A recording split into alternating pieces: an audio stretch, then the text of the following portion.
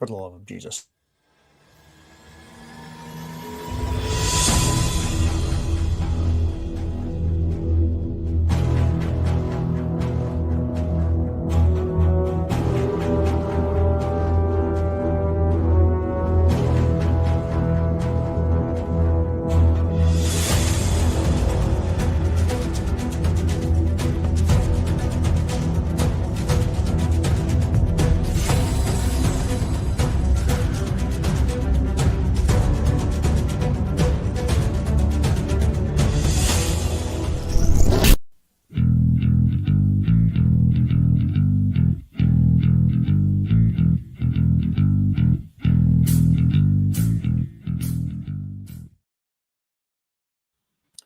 Remember, the 5th of November, the gunpowder treason and plot. I know of no reason why the gunpowder treason should ever be forgot. The opening salvo of one of the great movies of the early 2000s. Welcome once again to Roman of the Empire. I am your host, Roman, and tonight we are talking about V for Vendetta. And this was a Joker choice, and thank you, my friend. Well played. You're welcome. You're welcome. And this is going to be a great discussion tonight. And so let's dive into our intro so we can get going on this thing, as the kids say. I don't know which kids. They don't hang out in my neighborhood. I yelled at a cement man today. It was a rough morning. It was a rough morning. So you'll notice our panel is a little bit different tonight. Some of our players are out of play, but that is okay because we still have a very good panel, and this will be a great discussion. So, without V for very good. He is the scourge of Gotham, the nemesis of the Dark Knight. He is Joker Voice. Welcome back, my friend. How are you tonight? Oh, I'm quite wonderful. And usually a film of the political intrigue, you would think that it doesn't have it in it. But oh no, they're scissoring. You can't see it, but I'm scissoring. And there was. I can't. He's right. I can't even deny that he is, because sadly he is correct. I usually am. I mean, scissors kind of make a V shape, so that's true. Sweet chocolate Jesus. Speaking of which, I think I hear Mrs. of the Empire is creeping behind me. There she is. Hello, sweetie. She's not making it. Say hi, honey. Hi, Romy. How are you? She just brought me a steaming cup of coffee. She does sound like Marge Simpson. Weird. Remember the Night Sister witches had a Fortress V. Remember? That's right. It all comes together. I don't think it's connected, Jacob. It's all about the V. He is the meme master of the interwebs, using his power for good instead of evil. He is Jacob Ironside. Welcome once again, my friend. How are you this evening, Jacob? How are the raccoons? Are they attacking? No, they're not at the moment. But I found this picture of Roman. I think it's when he joined the Navy. Oh Lord, what are we doing?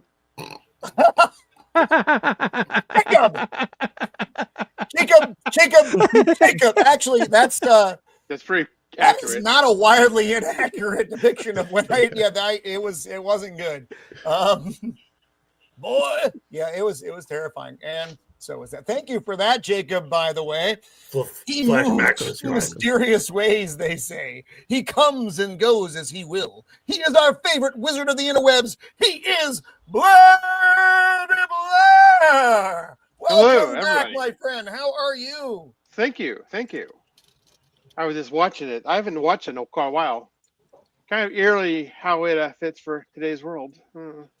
Yeah, we're going to talk about that in a little bit. The things they got right and the things they got wildly wrong, but only because of polarization. Health and safety, He prefers the poem, Remember, the beard of December. He is Beard of Monty, returning once again from an undisclosed location in the deep center of the earth. How are you, my friend? I'm doing pretty well, thank you. I'm sure you are. Looking to get into. We're going to get rid of you. Looking to get into this movie. It was a first watch for me. I'm sure no one is surprised. But it was a lot of fun. I love first time watches on these, especially for the ones that we've seen many times over. It's going to be this is going to be a lot of fun. Got the beard and the mouse. He is the Lord of the Vine Vegetables. He is the Gourd King. Welcome back, Gourd King. Hello, thank you for having me back. That's Yes, fantastic. You've been with us for a while, man. I'm so happy you're with us for this one. This is just Yeah, I great was. movie. I think it was last year for the vampire movie discussion. Yes. Yeah, this wasn't my first time watching, but I actually only watched this movie for the first time about a year ago, and I actually did I did a review. This was the last movie I reviewed using iMovie. Funny enough. Wow. Wow. It takes me back a bit. But yeah, this is a pretty solid movie. I like it quite a bit. It has some issues. It's almost as fascinating for what this movie gets wrong for what it gets right. So, Yeah, it's a really interesting movie to talk about. We are going to get into that because it's going to be, it's strange some of the juxtaposition of positions that are in the modern world, our world versus what they thought would happen in this world. Beard and a mouse. He has his eye on you. Get it? Eye. It's a okay. I'm sorry. That was actually bad. I was really searching this week and I didn't pull this together well, and I feel bad. You outdid yourself with the last one, man. Yeah, I'm still laughing at the last one. You're And good. after that pun, he has left. Oh, Gorking with the follow-up. So, anyway, Ego, thank you for being with us. Was this the first time view for you? I would consider this the first time because, I mean, I've seen it twice before, but it was I watched this, Equilibrium, and the Matrix Revolution around the same time, so they kind of all blended together. That's so right, all the dystopian all at once. So good. Yeah, so I'll consider this like a first like singular watch that I can recall everything that's happening. So I'm actually excited to talk about it too. Cool. We're gonna say hi to the fast, and then we will dive into. But just to let everyone know, Left Eye Ego has a alter ego known as Right Eye Humble. Yes. I don't know where that person is, and they terrify me. So out in the chat right now, we have our good friend over across the pond, Count AWK. Welcome, and thank you for staying up with us. You're a brave man. Oh, wait a minute. Shield Wall? What the hell, man? He's my partner on this channel. He's my wingman. He won't stop me from carpet bombing nothing because he's not here this week. Yes, you can live chat. Good to have you out there, my friend. And this is just almost redundant. Hi, Squeaka. Because she's practically here anyway. Squeaka! Our good friend Steven Ransom. Welcome, buddy. Always good to see you out there. My shit, brother in chaos. The man, the myth, Josh McDonald. Love us some Josh. Ducka, mouse. We have Loki's Mornings and Loki's Mornings and Mischief is in the chat. Oh, hang on. Let me get back on down here. Oh, there we are. Hello. Loki's Mornings of Mischief. Welcome to the chat. I think this is the first time I have seen you here.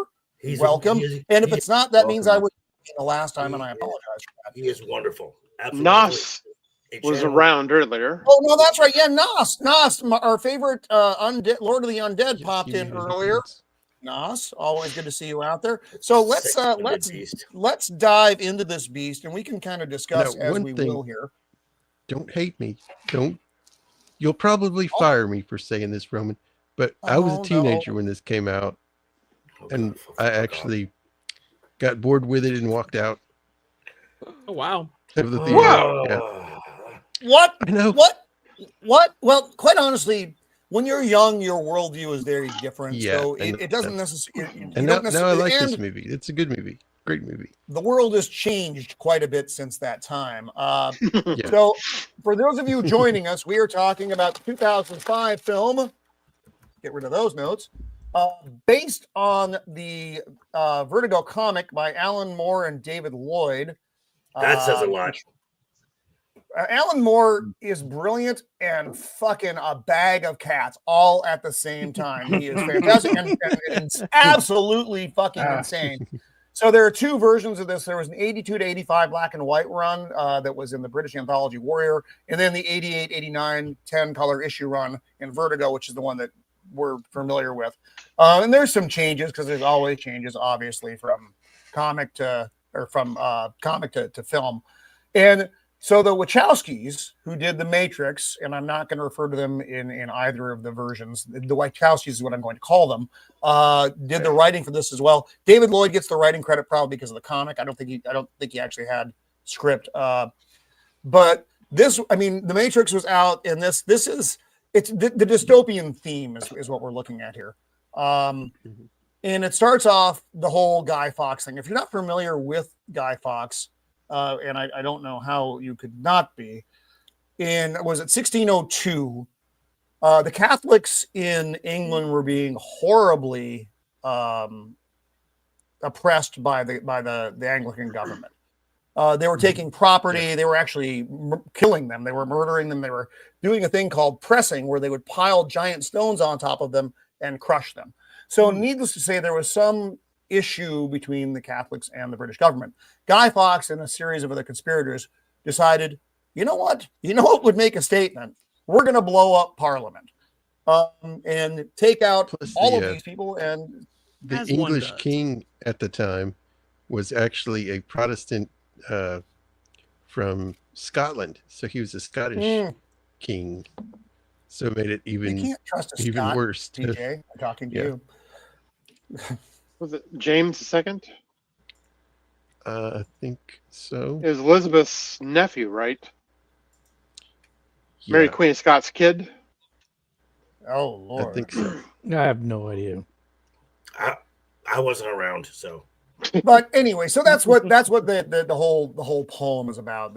So V, however, doesn't view the English, view Guy Fawkes as the great villain. They still burn him in effigy, that's fantastic. They've really gotten past it. But in this house, Guy Fawkes is a hero, God damn it.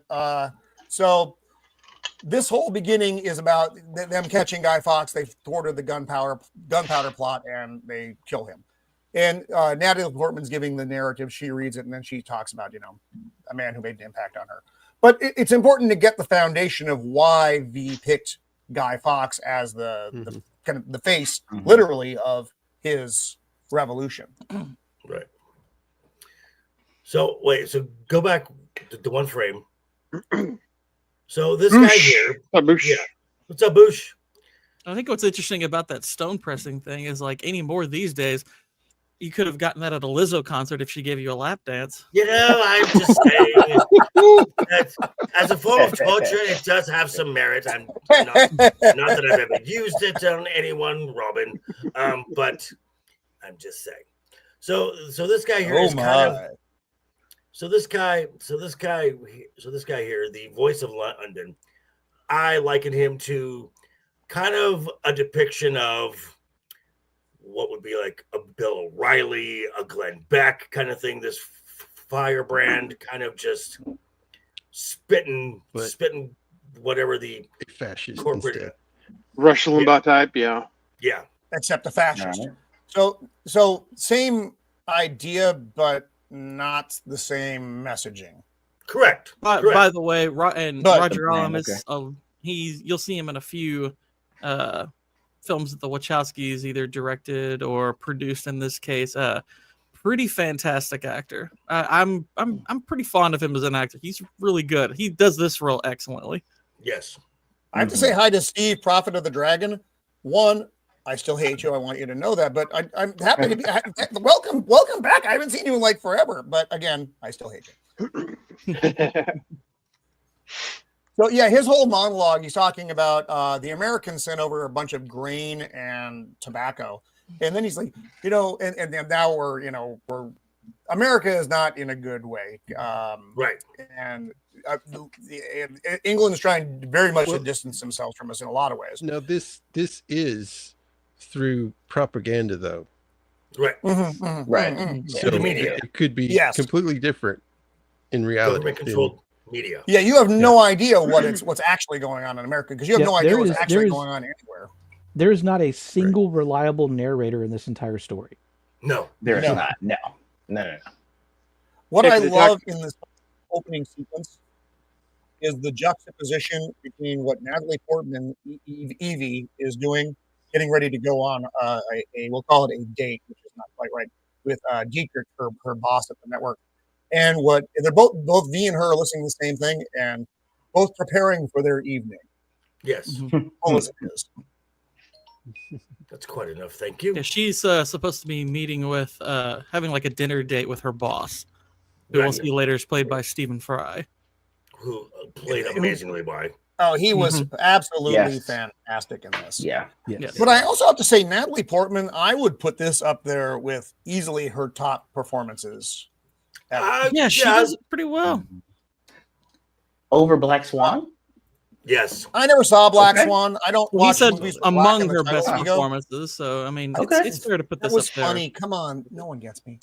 But I would say I loved her in The Professional, even though she was much younger and she had not developed much of an acting style yet, but she was still really good in that. But I loved her in this, and Hugo Weaving. So much credit to Hugo Weaving in this.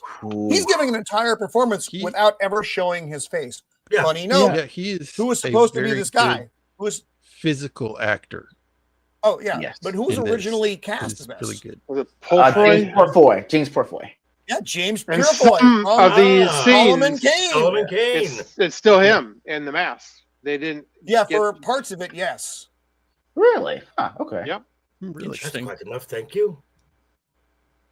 Wait a minute. You mean you can have a successful movie that you never show the main character's face and people can still relate to them and they can convey emotion?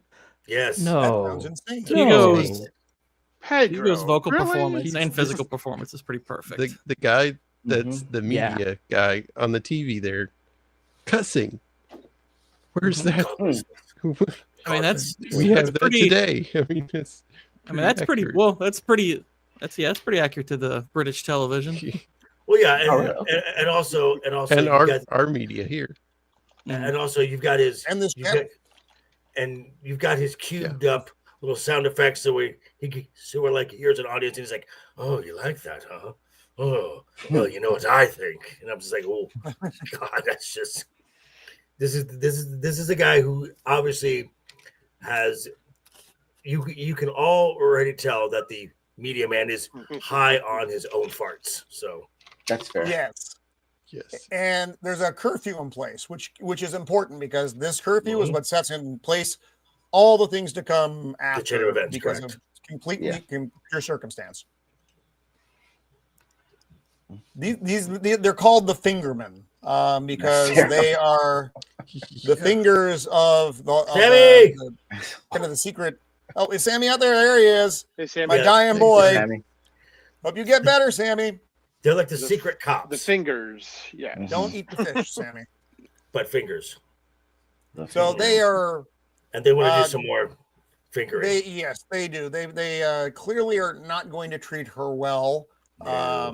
Words are exchanged, and these guys. It's interesting because are they all fingermen? Are they all part of that, or is it just the one dude? These guys they're all got, fingermen. I mean, even for British men, these are bad teeth. I think that's what, and I think that's just where that's why they use them. They use these ordinary Joes. Craps. Right. And okay, so go back one frame. Go back one frame. Oh, strength through unity through faith. This is. Yes. Keep this in mind. This is also a religious. Government too. Yeah, it's a Christofascist is what you would call it. Yes. Okay. Christopher. Okay. Oh, And Kitty's got claws. Now we get to exercise our own justice. Ugh. Please don't do this. And they make their intentions rather clear. Yes. You're not misunderstanding. They're taking her in for questioning. Oh, yes. And what a look. Then V has such a great entrance, though. And again, this was just really coincidental.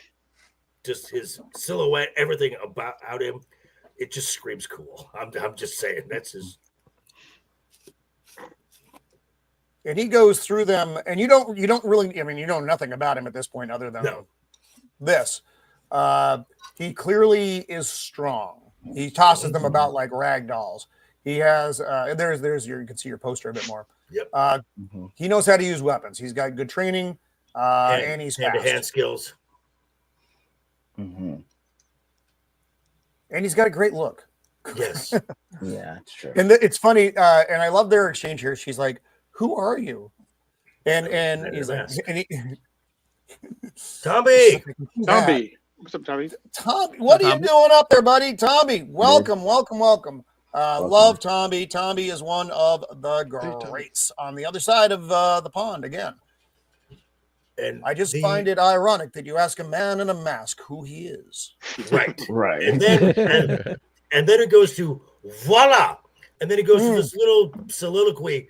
I have never heard so many words that start with the letter V used in one sentence in my entire life. I think them all brilliant. Yeah, he used all the words that begin with V. Dude, after that fourth V word, I had to look at a fucking dictionary. It took like 10 minutes. Yes.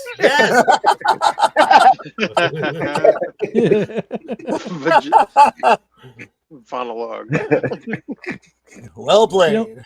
You can watch this, and if you've seen this movie, you can watch the entire thing again, I think, and just pay attention to how they light and frame his mask to give expression when there's obviously no change in expression. Yeah, there's so many things that are very intentionally done, where there's symmetry or the off-center lighting to match the tone. That was a shot right there. Go back one frame. Beautiful. A Vendetta. Oh yeah. Now, interesting thing about what you just talked about, Beard. In the comic, they subtly changed the look of the mask for whatever scene, so it could, interesting. Get across the emotion. They discussed using different masks in the film. They decided no. What they would do is use lighting and shadow to capture the mood, and they do a fantastic plus, job you also have the voice that you can convey emotion with the voice that you can't obviously do in comic form. So I think that was a really good move. And then he goes and asks her if she likes music. Are you like a crazy person? I'm sure they will say so. The dialogue is I thought the dialogue was brilliant. Yes. It is. And not just his dialogue. His dialogue is obviously brilliant, but all the dialogue is really good. Nothing comes off as clunky. Nothing's the most either. And we'll get there in a sec. I don't want to jump ahead. I don't want to jump. Good night, Kim. I love this. He's getting ready to conduct his symphony. I'm a musician of types. I love that it starts out with no music because it makes him just seem crazy at first, right? And then the music actually kicks in. And that's I have to think at this point, she thought he was absolutely batshit. I mean, aside from the mask, the hat, and him just taking out three dudes like they were nothing. At this point, she thinks he's nuts. Yeah. The song is, what is it? The 1812 Overture from Tchaikovsky. Right, yeah. By Tchaikovsky. It's fantastic. Great piece. Because it's the 4th of November when it starts, but then the chimes of midnight come, and that is the introduction. The strings. And then, yes, I can hear it. So he's tapped into the entire city's PA and is playing the music. The 1812 Overture. People start coming out of their houses. So everybody sees this. And that's important to know because of what happens, what the government tries to do. Oh, government's always going to government. Oh, great. Okay, let's stop right here. Oh, William Hurt. The minute I saw the William I Hurt, never want to hear that. John song Hurt. again. John Hurt. John- William Hurt. John- Somebody John else. Hurt. Sorry. yes, John Big difference. John Hurt. What makes this so great is in this film he's playing government. He is the chancellor. In another film called 1984, he's playing the part of V. Mhm. Oh wow. So the complete juxtaposition, Wow. playing the complete opposite ends of the spectrum. He is Big Brother. And it's Sir John Hurt. I mean, come on now. It's just He interesting note on him in this. He only blinks once yeah. on Jesus. camera. See, he blinks Wow. once. That strange intensity. I think he might be. I'm sure he has contacts in because his pupils are like Yeah, giant. his pupils are always dilated like strongly. Okay. And he's Creedy. kind of pissed off about what happened. Creedy. Mr. Creedy. Played by What's he Tim. putting in his warm milk at night. Oh, I will say I know this. I'm gonna- I do think Creedy here is one of the bigger flaws of the movie. I think he's a little underdeveloped because he is a rather important villain by the movie's end. Yeah. I would have liked to have seen a bit more characterization from him because I do think the guy performing him is doing a pretty good job. Right. But it's like one of my criticisms of the movie would be that he's not characterized very much. Well, I think that's because there's someone else on this panel that gets that is really the other driving force of this film, and that will be Stephen Ray. It's Finch. Yes, Mr. Finch. So yeah, they're obviously the chancellor's pissed off. He doesn't want to hear the 1812 overture. Add that to the blacklist. I don't ever want to hear that piece of music again. Right. And think about progress or whatever, and he's like, well, he's wearing the mask. We're not going to get a retina scan. This is and the chemicals he used to make the explosion, as Finch explains, are things you can buy. He put them together himself, so we're not going to be able to track it. Yep. Well, he's very smart. And he describes him as good, and that sets him off a little bit. So Yeah, it's a nice little piece of dialogue to set him apart from his cohort. Too. Yes. Well, thank you for your expert analysis, Mr. Finch. And then we come to this guy who's like the propaganda minister, for lack of a better term. And he's saying, yeah, we're already spinning it. We're saying what was that? Zax is in the chat. Hey, thank you. Thank you for keeping an eye out for me. I appreciate it because I am without my co-pilot. Mr. Zax, always good to see you, my friend.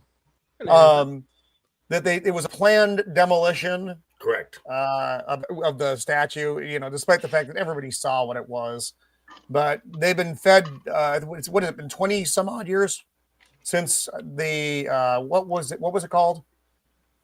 The not the Reformation. Not reclamation. Reclamation. Is it reclamation? I believe it's reclamation. Yeah. When they took England back from the migrants and Muslims and homosexuals, the godless heathens. There he is. That was wonderful. He is. Do you remember the serial killer show he was on HBO? Stephen Fry was. He played a detective in that one too, chasing that serial killer, the real one. What was he? I don't remember this. Yeah, it was like one of those HBO movies back in the 90s. It was about the Russian serial killer called The Beast. Was that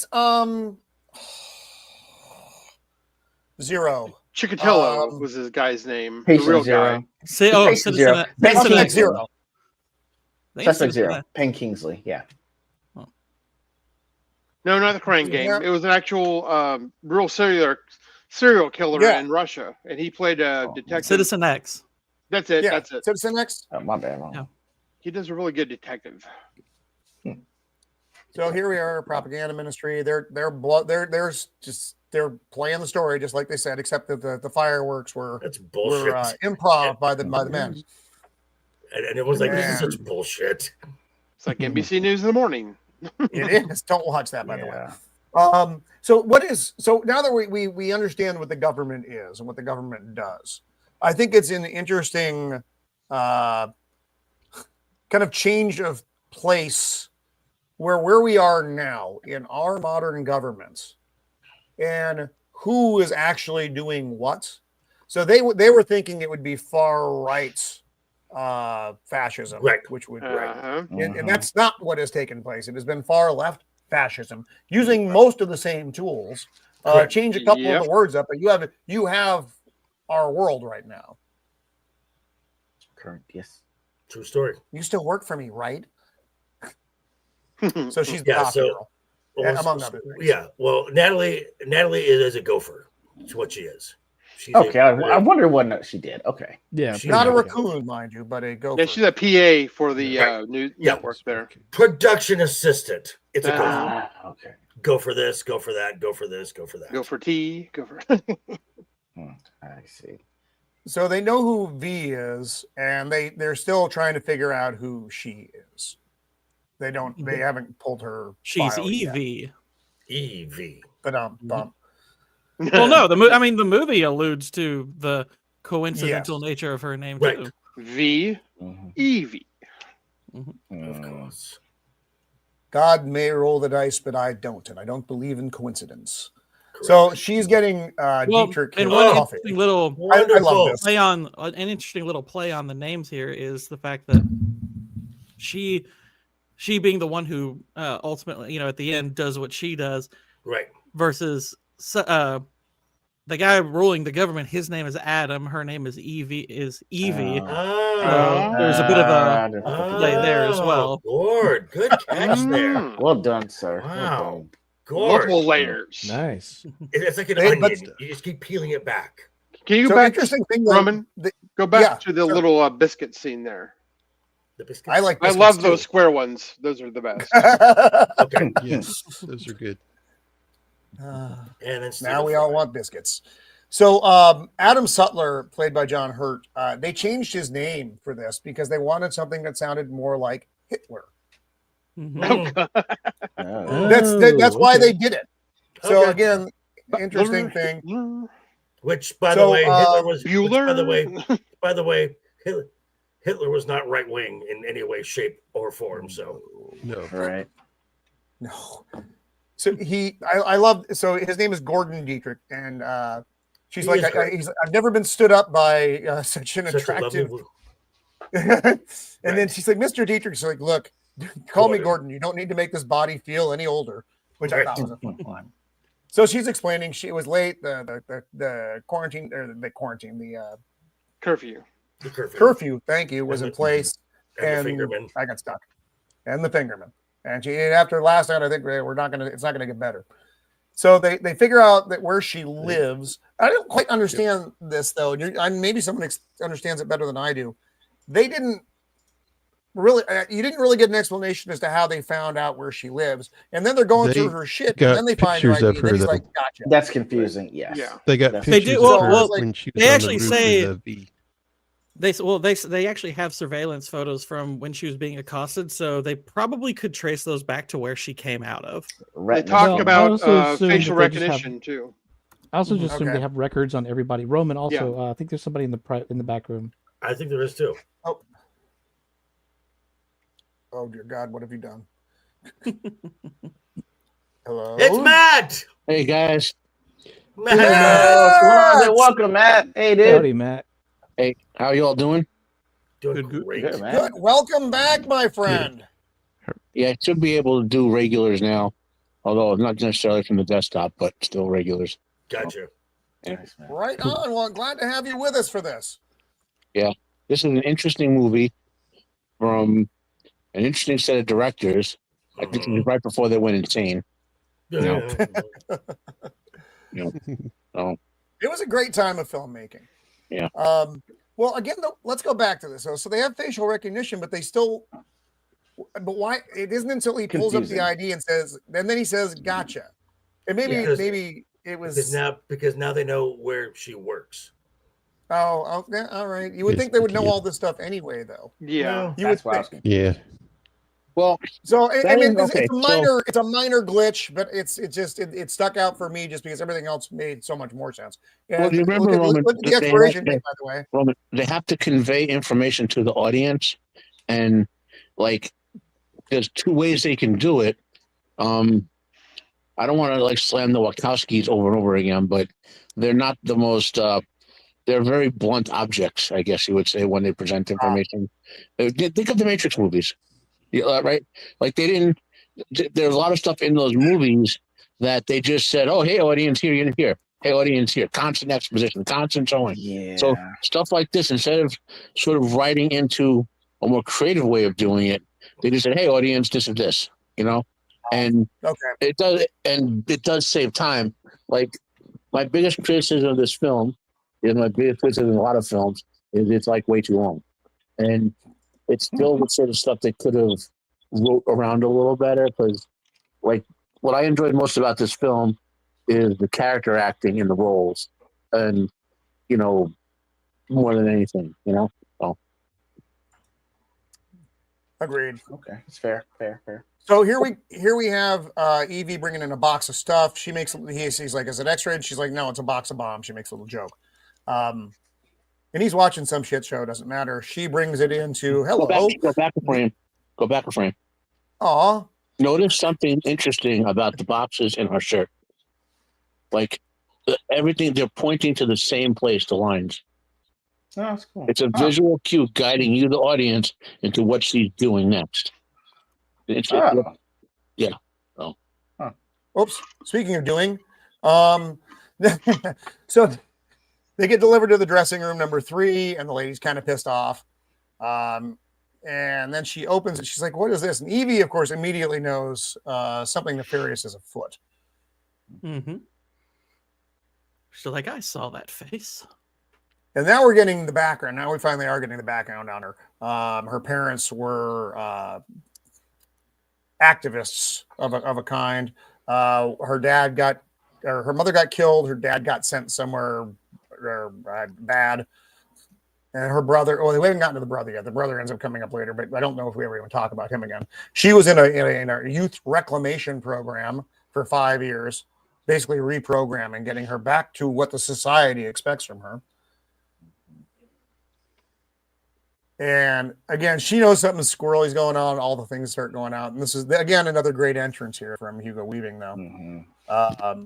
And he's got a bomb vest on. And the guy's like, fuck. So they wheel in the box. And this was, the putting this together was really nice. V is a great strategist. He really did think of pretty much everything for this. Taking control of the room. Go back up 2 frames. Notice something like when they all turn their heads, the lighting in the room, not the lighting in the room from what the camera perspective, but from what you would expect of a TV show, is they'd all be shadowed, but their faces are lit up by the directors. You could notice them all looking. Yeah. Evie on the run, taking the elevators offline. I thought this was cool. So he inserts, I think I missed it in my. Yeah, he puts a little disc in the computer. It's well, no, not yet. We're not there yet. He takes the elevators offline by putting some. It's almost like a cement type. That was cool. Insertion into it, blocking the L's from working. Like expanding foam, but more badass. Yeah, it was nuts. So ain't no one getting anywhere. Scramble. They spot her. Run. And her hiding place coming up is important. His partner, whose name I don't remember because it's wildly unimportant, but Finch's partner. She's hiding on the floor under her desk. This is something that we're going to see again, so that's why it's important. Yep. Yeah. The partner's name is Dominic, by the way. Dominic, thank you. Yeah. Yeah, and his partner is also, if I remember correctly, he was the DI in the Sherlock series, right? With Benedict Cumberbatch. He's Lestrade. And Freeman. Yeah, Lestrade. Yeah. Man, I haven't seen that show in so long. Yeah, he was also in the episode of Cumberbatch. He was also in that episode of Doctor Who with Matt Smith, Dinosaurs in Space. Oh, I do remember that. I don't remember him. I remember the episode. He was the big game hunter, but anyway, nobody cares. So V is taking over. He's taking everything offline. The old people are pissed off. everybody has a picture of the Chancellor, by the way. We didn't see it in the old folks' home, but everybody has a picture of the Chancellor. And that, you know, hearkening back to that fellow of yonder era in the 30s. And now they put the disc in, and he gives his whole dissertation about something is wrong with the government. And I think well, it's not just the government. Something's wrong with this country. Something's wrong with our society. That's right. Yes. Something's wrong with our society. And I think this is one of the most important parts of this film, because it explains the how and the why they're in the state they're in. There was a panic. There was fear. Someone offered them security. Someone offered them safety. Someone offered them peace. Sounds familiar. If anything, just peace of mind, which most people just want to go through their mundane lives and just go day to day to day. But then a scared population is a population that's easy to control. Yep. Yes. Now, I don't remember. It's been a long time since I watched the movie. I think I read the comic series again more recently than the movie, to be honest. Does the movie actually explain that the world went to hell in a nuclear war? No, No, because that is not what happens in this version, or at This least is a this virus. explained. It was a virus. Yeah, or this something? one is. Okay. Yeah. It's a pandemic. Yeah. Planned. Again, Was said. A plandemic. It's not a plan. It's not a plan. It's just a movie. It's something that they're using as a bad example. Right. Everybody is entranced by V's speech. Yes. The first time they're hearing the truth in so long, it's shocking to them. Well, I mean, even it not just being the truth being shocking, just to think that they've probably heard the same bullshit every single day over and over again to kind of keep them calm and in that lulled state. And now there's finally something else on TV to watch. I mean, even if they're not buying into it, they're paying attention because it's different. Right. Yeah, And everything they're getting on the TV is propaganda. correct. From entertainment to news to anything. It's all propaganda. And this is where Dietrich has a bit of a revelation. Yes. He's like a talk show host. He's a nighttime talk show host. Right. He is he's a Johnny Carson type. But this speech is so jarring because you see like the older class of people. You see the people of people of parents' age, like Stephen Ray's age, and the kids are like, "What's going on here?" And the parents and the older generation are like, "Fuck, it's true, it's true." Okay, Stephen, you're right. It's more like a Benny Hill type show, but you get my point. But this is just such a intrusion on their normal lives. On November 5th, this country will never forget. Boom. And he tells them that in a year, yes, yeah, he gives he's going to give them such a display. Yes, and so this is not only that, but he calls them to like be part of it. Yes, yeah. And it is just I have said this. I just said it a few seconds ago. I think this is one of the most important parts of this entire film, right here. The awakening. I agree.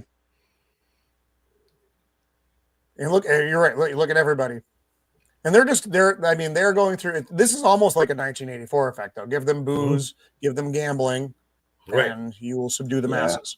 Bread and circuses. Yep. In the meantime, SWAT's on their way in. Right, exactly. Yeah. Government's like, oh, we can't have this. Well, not only that, but the other guy realizes we need a camera. We need to show this. Like he's already planning the next stage of propaganda before they've even gotten through the elevator door. Oh yeah. So they break into the studio, throw in their flashbangs, and now everything is obscured. You see someone who looks like V, and they open fire. Yeah. And it's just a dude. No, then everybody else comes out of the shadows. Beyond it. everybody is wearing the V, and this was the why did he send the masks and the suits? So that he could plan his escape. Obviously. And this poor guy, he's got 2 minutes and 52 seconds to de-arm this system. He has. It almost seems like he has no idea what he's doing, and he really just gets lucky. No, he here. absolutely doesn't, because he it straight up says, it doesn't matter. We can't rebuild this system. We have to try something to save it. Right. Yes. Because they can't let the world live without their propaganda for days or weeks on end. I like this part. They're like, "This is the guy," and they take his mask off, and they're like, it's this wait guy. a second. That costs extra. And then you're left with this guy. Really nice. I do like the fight choreography. It's quick. It's deadly. Effective. Some of especially there's a little bit at the beginning in this first street fight with Fingerman, but especially at the end, there's a couple of style choices that I don't think aged very well. But knowing that this comes from a comic book, I can kind of excuse them, because I think they were trying to go for that stylized look. Yeah. He's going for the green wire. Never go for the green wire. It's the red wire. It's always the red wire. And this is where some choices are made. He doesn't expect what's his Dominic is his name. Yeah. So he doesn't expect the police to be there so soon, and so it's a surprise to him. And I'm sorry, I missed some frames here, and I apologize for that. Evie comes up as he's holding V at gunpoint and maces him. Right. And then he knocks her in the head with a gun. And on the way to the floor she goes. Now V makes a decision here. Right. But first, they spin their bullshit that there's been a terrorist attack. They got him. And they got him. And the little girl's like, bollocks. Little thick glasses girl. I love her. She's awesome. Bollocks. But man, they do such a. I mean, this is 2005. This is almost 20 years ago. They capture the use of the media so well. Yes. Yeah. I mean, I know it's 20 years later, but this is not far off. I mean, this is so close to our world. It's terrifying. This is when they're watching the footage, and I like the discussion between the detectives here. Finch is like, he's making a decision here. He could have left her, but didn't. And the other guy, well, he's a terrorist, and he's like, well, there's some part of him that's still human. No, so that's all they think of him as at this point. Now, this is a weird thing about this film is we root for V. We believe in his ideals, but at the end of the day, he is a terrorist. Yes. Oh, yeah, I mean, the way he's depicted in this film, from what the little bit of behind the scenes research I did, he's definitely depicted more noble in this than, from what I understand, in the comics, where he was more just about full anarchy. Well, the comic, to understand the comic was everything in the situation sucks. Meaning that there's no real good guys or bad guys. The world's gone to hell in a handbasket. And because they've gone to hell in a handbasket, the people have chosen safety over everything else. Right. And so, and there's a lot to be said about, debate over when is political violence even justifiable, which is a whole other show. You know, I mean, people will say, like, to give our own example, was the Boston Tea Party terrorism? I mean, I don't think it was, but like I said, depends on your perspective. Right. No, I mean, I mean, I think there's an actual argument about what the borderline is definition wise, not so much perspective. But what I'm getting at is when this was written by Moore, it was not, you're not supposed to find a good guy in it, Right. Whereas one of the changes you kind of get with the movie is they downplay some of what V does and make it the man against the power type of thing, Right. And I'm not trying to criticize the movie saying, well, this sucked or whatever. I'm just saying, when you think of the changes from the original story to this, the movie was enjoyable, but again, it's on that list of really good, enjoyable movies that are really shitty adaptations. So I never read the comic, so I can't speak to it. Well, I'm not trying to make this a comic first movie. I'm just saying, like when those been brought up, the changes to the character of V. He is a sort of anti-hero here, and it's it I don't know it, and they make the state into clearly a bad guy, but not as bad a bad guy as the comic does. Oh, okay. Yeah. So this looks like a lot of what Mrs. of the Empire has piled on her bedstand. Ah, gotcha. And that's the way I wake up every morning looking at it going, my God. So she's not at home. Clearly. All of what is obviously in this age the forbidden art. Well, this kind of bit right here where there's like people salvaging this forbidden artwork also gave me flashes to Equilibrium. Because that was another dystopian movie where they didn't want people to have history or anything like that. Right. Yeah. I think it's interesting. They all came out in a very similar The Matrix. The world back then was not this world. The world now is far more the world that these movies depict. Well, like, Bush has a good call right out there too. Bush, this is some Fahrenheit 451 type stuff. Just making stuff illegal. Yeah. Just cause. Well, that fits in with the genre. I mean, this genre goes back. Yeah. The only interesting thing is, since the 1980s, many of these writers who write this stuff think that the fascist state will come from the right. Correct. As opposed to the reality, historically, 99% of fascist states are left-leaning historically, including modern era. Correct. So he kind of pops up. He didn't mean to scare her. Go back. Critical visual imagery. Go back one more. Look at the wall. Captured butterflies, and the angles. So she's a captured butterfly. She's a captured pretty thing. Oh, yeah. Oh, well done. No, it's good symbolism. I didn't even think about that when I was watching. There's a lot of that sort of thing. Like you go forward one frame, I think it's one more frame. Forward one, yeah, right there. So she's on the left side, they're on the right side, with the captured visual beauty into the wall, beautiful stuff. Like I've been pointing out, there's a lot of that visual imagery where the background stuff sort of conveys to you information about the characters in this. There's a lot of that in here. Oh, interesting. So what I liked here was her reaction, and his explanation. So she's first they talk about all the things and all, that's fine. And he's like, well, you can't, because she's like, I have to get out of here. I don't know why I did that. And I like his, well, I must be crazy. And he's like, is that what you think, or is that what you've been told? Is that what they want you to think?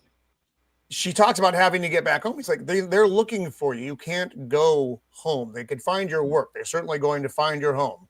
And she's like, you need to stay with me. You need to stay with me until the 5th of November. She's like, next year? You want me to stay here for a year? Well, he's keeping her for multiple. I mean, he's basically laying out and this is kind of where I could maybe in some respect agree that some of the film is a little over exposited, but he's basically kind of explaining the choice he was making from a few minutes earlier, that in choosing to take her, he's pretty much decided it's like, I have to keep her here, both for her safety and for mine, because once I take her here for her safety, now I can't let her leave because I don't know if I can trust her. Yes. Right. Exactly. Because and he explains this, and he says, it's underground, the color of the stones. Stone, yeah. It wouldn't take a smart detective very long to figure it out. Yeah. Jesus, Bush. Oh. So she gets kind of pissed by this whole plan. Again, though, this worked out well for him, but he had no way. I mean, he ran into her. It was just all kind of worked out. Coincidence. Which now they're trying to. There is a bit too much of that in this movie. Well, now, so the movie, I think, attempts to justify the amount of coincidence by pointing it out. I personally think that's an incredibly lame tactic because so whenever you say, I don't believe in coincidence, you'll see that kind of tagline in many movies, not believing in coincidence. It's really only an effective line if there isn't that much of it. If maybe there's a couple of instances. Okay. There's so much of it in this that, it's almost as though God in this movie's universe is pointing himself out with a big neon sign. Pushing the pieces. Just direct. Like it is wildly overused in this movie. There is so much coincidence in this. And I'm like, you're going to really rely on it. It's overdone. Yeah, if you're going to really rely on it, you need to go ahead and make it like some sort of supernatural guiding force be a part of your story. Yeah. Okay, so actually, Roman, go back one frame. Coincidence? I think not. So I think this is where we get introduced. So these are cops. So they know that they're in a surveillance state, and I think they introduced like this little scrambler. Oh, I don't know if they put up the scrambler yet. Yeah, scrambler. Yeah, but not yet. It comes later. Okay. Yeah. Signal jammer. Yeah. So they know about her. This is when they talk about her brother was at St. Mary's. We don't know what St. By Mary's the way, is. And yeah. By the way, Great Britain has been a surveillance state since like the 1960s. Oh. Mm-hmm. Oh yeah. Remember, they're much worse than we are now. This movie is way closer than they realized. There is CCTV all over the place. They routinely they routinely tap phone records and whatever. And it was some of the themes of the original comic were, the people haven't gotten tired of the IRA bombings and whatever.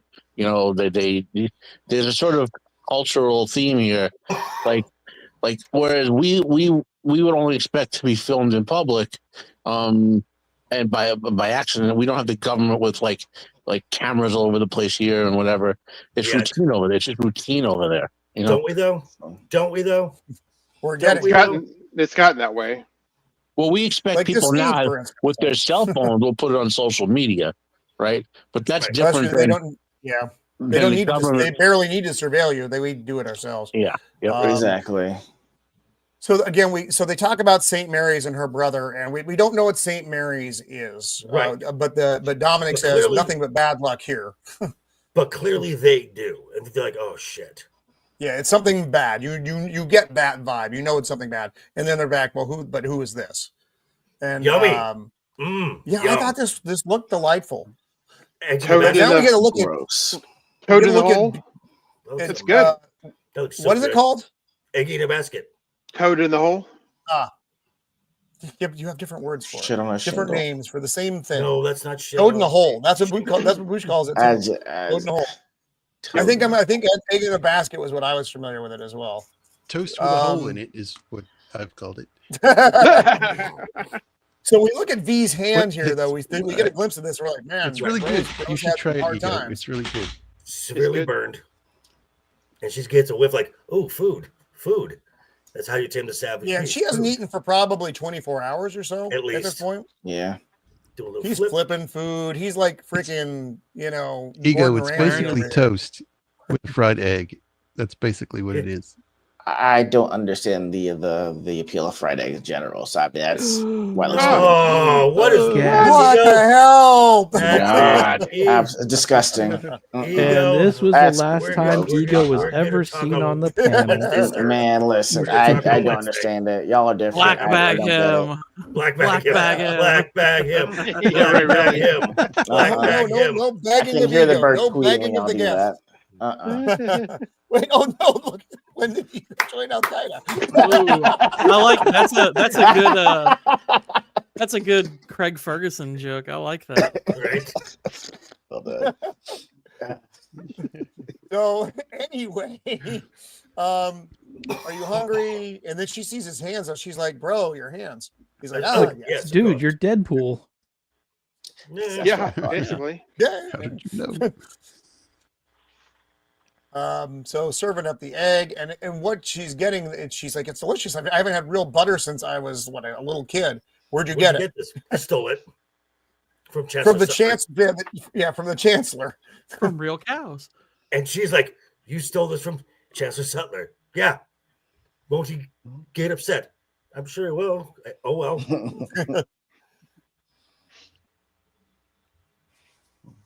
Okay, and now we're back to the nightly entertainment. The voice of the government. Oh, actually, it's airing now, but so it's already recorded and it's on. So, but now he's getting. It's almost like he's got an awful lot of pharmacy going on here. Toasted, man. And Woo, look at that. I mean, he's got watching green, his own show. yellow, red, blue, black, white. He's got it all. Watching his own. He's watching his own show. It's like someone who watches their stream. That's a nice side boob shot there, Roman. That is a lovely. He's like a C cup. He is. Yeah. I mean, and he's just on with someone complaining about this or that. He's doesn't know how to fucking like me. My nose looks like Big fucking Ben. That was hilarious. And he obviously he's got the good booze and everything. You got that playing in the background. Like, if I was there, I would have beat him up. And then he shows up. I was there. Yeah, he gets a chance. I would have smothered him with my C cups. I'm not.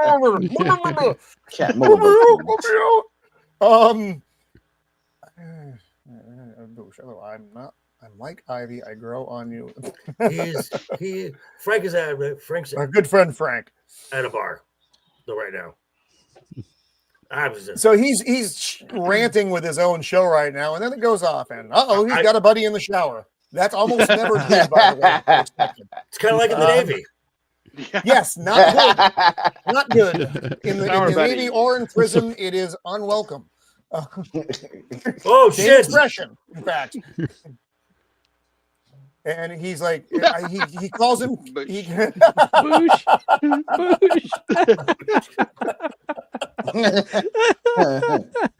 Oh my! I've got shrinkage. So I was in the pool.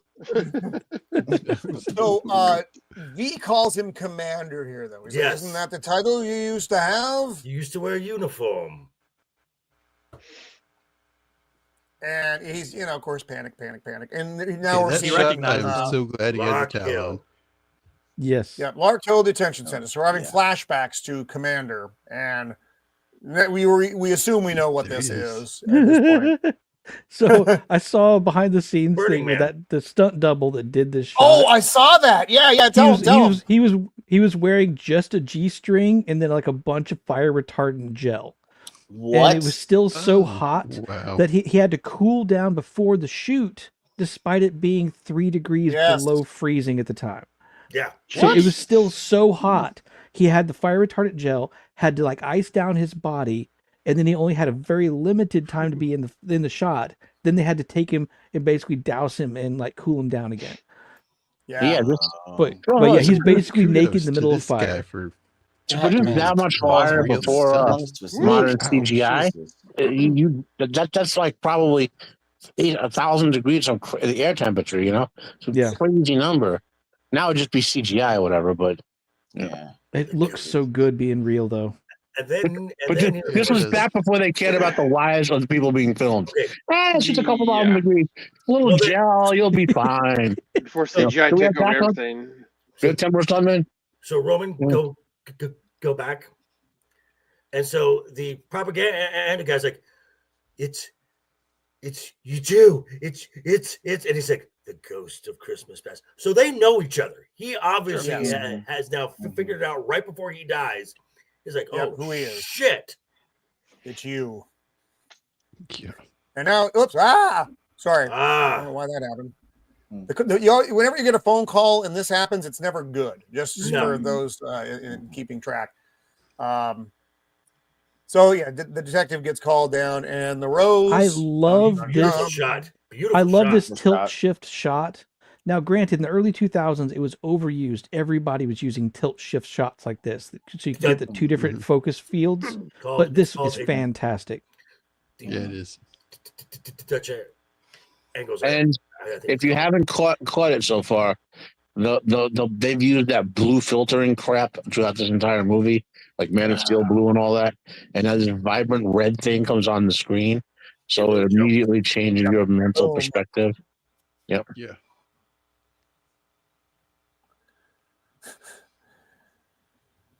Yeah. Yeah. So they Feel like obviously he they has have to come dinner. up with a story to play this up as well, but now they have a murder on their hands as well as vandalism. So she wakes up to him The Count of Monte having a sword fight with The the fried with eggs the did suit not of sit well armor. on his stomach. So, Jacob, have you viewed this film on your channel yet? I have not. Really? But it's on my list now. Okay, there you go. Apparently, there's a new version that is coming out, like just came out of County Monte Cristo. It's almost 3 hours long too. It's being reviewed. Lord. Its reviews are actually pretty strong, so I'm curious about it. Is it anybody or because I didn't even realize it was out. So that makes me ask that question. There's no one that I know. There's no one that I recognize when I actually look the previews for it. Okay. I actually kind of like that person. I think I kind of like that. So she thinks he's nuts. He's like, forgive me. Have you ever seen it? And then they sit down and they watch the Count of Monte Cristo. And that's also kind of one of the audience's like early signs that he actually isn't quite as stable as he portrays himself in a lot of these other scenes. That's fair. He's just holding it together. Now, this is the scene where we're introduced to the Scrambler. Okay, yeah. There we go. So they're watching the Count of Monte Cristo. I do want to shout out the movie. I do want to shout out the movie for most of the computer screens that they put up. If you look at them in the stills, most of them make sense. They're not just a bunch of techno bullshit. Yeah, it looks legitimate. Yeah. When they were viewing video footage earlier, security footage, it looked legit. Had all the sliders and things that you would expect from like CCTV. Actual information. So shout out to whoever decided to design the layouts of these screens. Thank you. I was going to gloss over this, but I won't do that now. It talks about who he was. Well, at least up to a point. How he was incredibly wealthy. From what where he what he had his prior employment and investments is just absurd. He's like Big Pharma, absurdly wealthy. Yes. Big Pharma, yeah. Why? Big Pharma. Why would they need that? It's kind of that's an odd thing. It's kind of like during a certain undisclosed virus of undisclosed origin. you could rename this character. Like you could rename this character today. You could rename him like Fanthony Ouchie or something. Right. You find your own tree. And at the end of County Monte Cristo, it's I forget what the line is exactly. It's find your own tree. Right. And she feels bad for the girl, I think, because he is selfish. Right. Ultimately. And that's But I think V has a different take on it though. Right, because V identifies with the man who wants revenge. Yes. Devastating loss. and Evie calls this out like crazy. Her expression has changed me. She's like, "Holy fuck! Did you kill him?" I did. Well, that's not what he says. Yeah. Well, at first it's like, V, yes. Yesterday, my work badge I couldn't find my work badge. Did you take it? Do you want the truth or a lie? Yeah. Did you kill him? Yes. You killed him? Yes. So I like that. Yeah. Prothero, that's his name. Alex Prothero. Yeah. And now she gets, I think, and he's very calm about it. Very like, yes. Mm-hmm. Yeah. So again, she's a little in freak out territory. And again, that we talked about just a minute ago, the fine line of stability that V puts forward. And for her, I think this is a jumping point. Right. Well, and I think one of the first things he describes him as when they first meet is a thespian. So he when he's putting on this like really confident, calm, kind of stoic persona, that's his his face that he's putting out there for the puppet. That's his acting. That's him putting on his performance. His Cyrano. Yep. Military records, and then we talk about the places he's been, and it's all the hot spots that were all the problems where there was a spot where the virus was released and they had in the water allegedly and a bunch of people died, and then St. Mary's, whatever the hell that was, and then the detention center comes up as well, and they're like, what the hell? And then this guy is like, there's no record of that here. I have no idea what you're talking about. No, there isn't. You can look at the record. Well, there's nothing in the record. No, there isn't. Well, that's what we got. You're in charge of the records. And so this is Dietrich's address. This is where she was going the night that we found her, being not quite assaulted, but almost.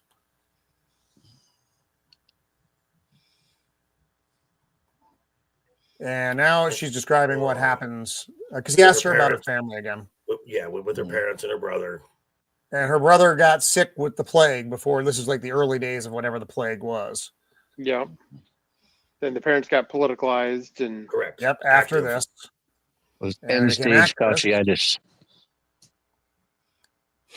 And then the men, they're taken down.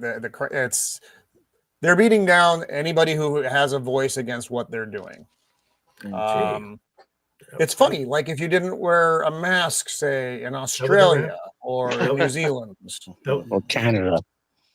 Funny, or in Canada where they released the horses in the middle of a field Los without Angeles. a mask on. What's wrong with or you? New York or Los Angeles. Remember the 6th of January. I mean the 5th of So again, Evie Hyde. This movie was not supposed to be a guideline, Warning. but a lot of it really is very predictive of the future, which is terrifying. Honestly, this isn't even the first movie to have this notion of how the government could take over. Heck, the X-Files movie even had a similar notion. Martin Landau's character is telling him that FEMA would institute a state of emergency, and they would kind of emerge as the secret government. I mean, so yeah, a lot of movies were kind of wise to this possibility. Demolition Man.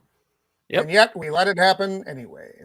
Mm-hmm. So middle of the night, the young Evie's house, a lot of noise. Oh, hide, Evie, hide.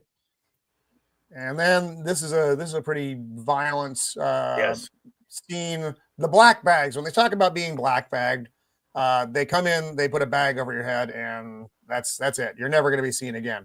They sites. made black sites, because those don't exist either. No. And now we're back to modern day Evie.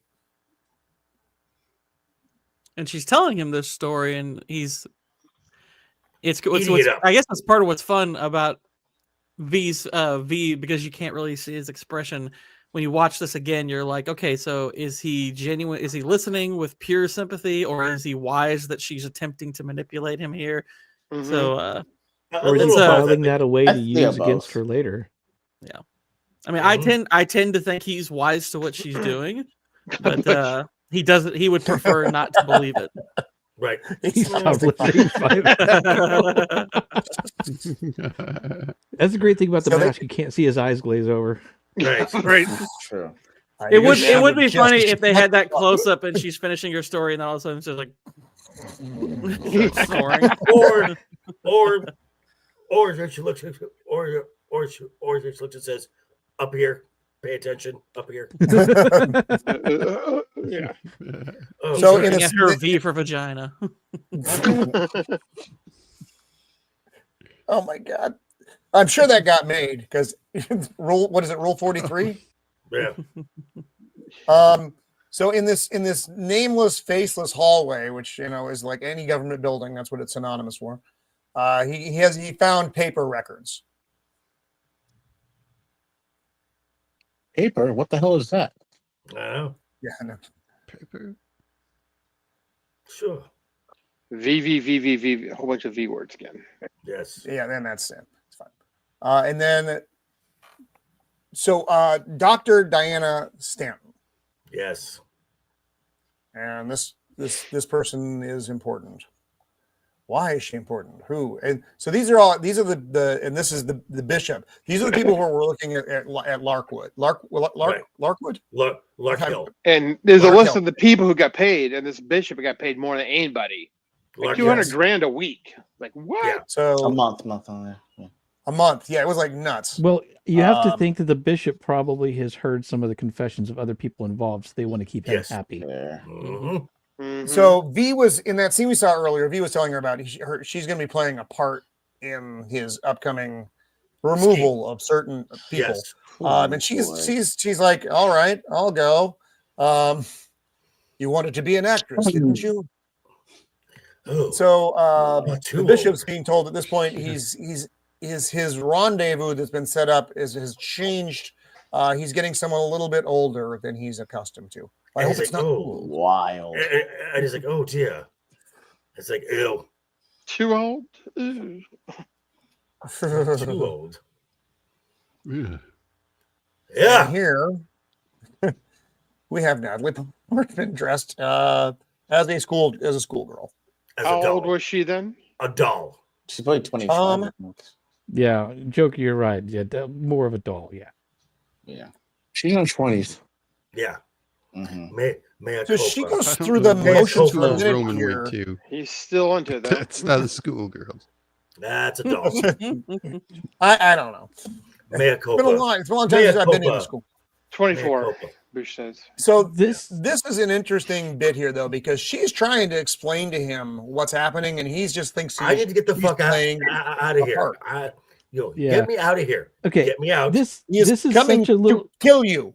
This is such a simple thing, seeing him leap over the top of the roof and slide down, but it's still one of the But most also, badass shots in the entire movie. Look at the imagery. Like Cool. he's falling, the cross is high. He's like a fallen angel doing dirty work. Ah. You know. Also, Nice. He's Batman. also, Nice. also, this shot was done on the ground. It was. I mean that is like that roof is like that roof was like 6 inches off the ground. Oh yeah. And they just Have him leaping over. I mean, Yeah. and you can tell that they filmed it at an angle to make it seem much more extreme because the way he jumps over it, he's It looks not good. oriented proper to Comes down, gravity, it's good. but it still Yeah, looks good amazing. shot. It's a great comic book Yeah, shot. it does. Yes, Yeah. exactly. But I'm telling you, I need to get out of here. He's going to kill you. Oh, this is my favorite game. Confession. Yeah. I love this game. Oh, And you little bitch. yeah, she gives him the kick, and then in comes the man. I told Don't you. Wait, you were. I have to leave. I like he goes into the Bible and pulls out that thing. Mm. Yeah. Where do you keep your backup gun? See, again, just his head tilt here conveys Nadia. the emotion of the shot. does. Hey, Nadia. Nadia. Nadia, what up? Hey, Hey, Nadia. good to see you. Always good to see you. And thanks for everybody watching on both YouTube and on Twitter. If you're watching on Twitter, please feel free to drop by YouTube, drop a comment and a like. Helps out the channel. So again, in fact, if anyone is out there watching right now, please drop a like and a comment. Appreciate it. Yes. Hey guys, I'm gonna head out now. I'll use my energy for the day. So, all right. Oh, got it, man. Well, thank you for coming by, my friend. Yeah, hopefully good to have over the you weeks again. I'll be able to build up more strength and all. So hopefully, You got it, buddy. talk to you later. Bye. See you, See man. you, dude. Like- Right on, like pal. Our good friend Matt. Glad you were able to join us. And if I may add something, Roman, if you're watching this on the rewatch, leave a comment. Doesn't matter what the comment is. It kicks it off into the algorithm, gets more eyes to see the product. Yes. Thank you. Everyone needs more eyes on Roman's product. Exactly. So okay. So go back. So go back. The one more frame, Roman. Just one frame. That one. The one more. Or that one. Yeah. It's just. This is all of like we were just following orders. We were just doing what we were told. This is, Yes. Why are you? Well, why are you doing this to us? We did nothing wrong. Yeah. I was like, the more I watch this, the more I think about. I was like, yo, did y'all just watch this and then came up with the 201 event? If y'all know what that is, does anyone know 201 event? Okay, you should look. It's very similar to this, but like if you look at the 201 event, it came out like 5 years. Well, it came out about maybe 2019. It's supposed to be 5 years after this movie is supposed to have happened. But yeah. Alrighty. Oh dear. So now she's on the run, and she makes her way back. Okay, now this is an. Oh yeah. Oh, that's okay. Yeah. I'm sorry. Yeah, I forgot about this. These vans are. Yes, these are. They're listening to everybody's conversations. Yes. In the houses. Yes. Mm-hmm. Right, houses, telephone calls. They're probably even. I forgot about this. To what they're watching, to what they're listening to, it has everything. This is so. The one I said that this is a surveillance state. This is truly a surveillance state. Yeah. So they're keeping an eye on the bishop, and they don't realize who is in the room with him. Right. They think it's just all the role play. Right, but pay no attention to the girl in the bright pink costume that I just ran by. Well, you see right there, she got the big giant infrared scanner that she was, Right. Oh, and then wah, wah, the rose again and the vomit. The vomit's now it's disgusting, but is he? There's a reason. It's a poison. It's a very specific type of poison. Oh, okay. That he's doing. That's what's making them sick.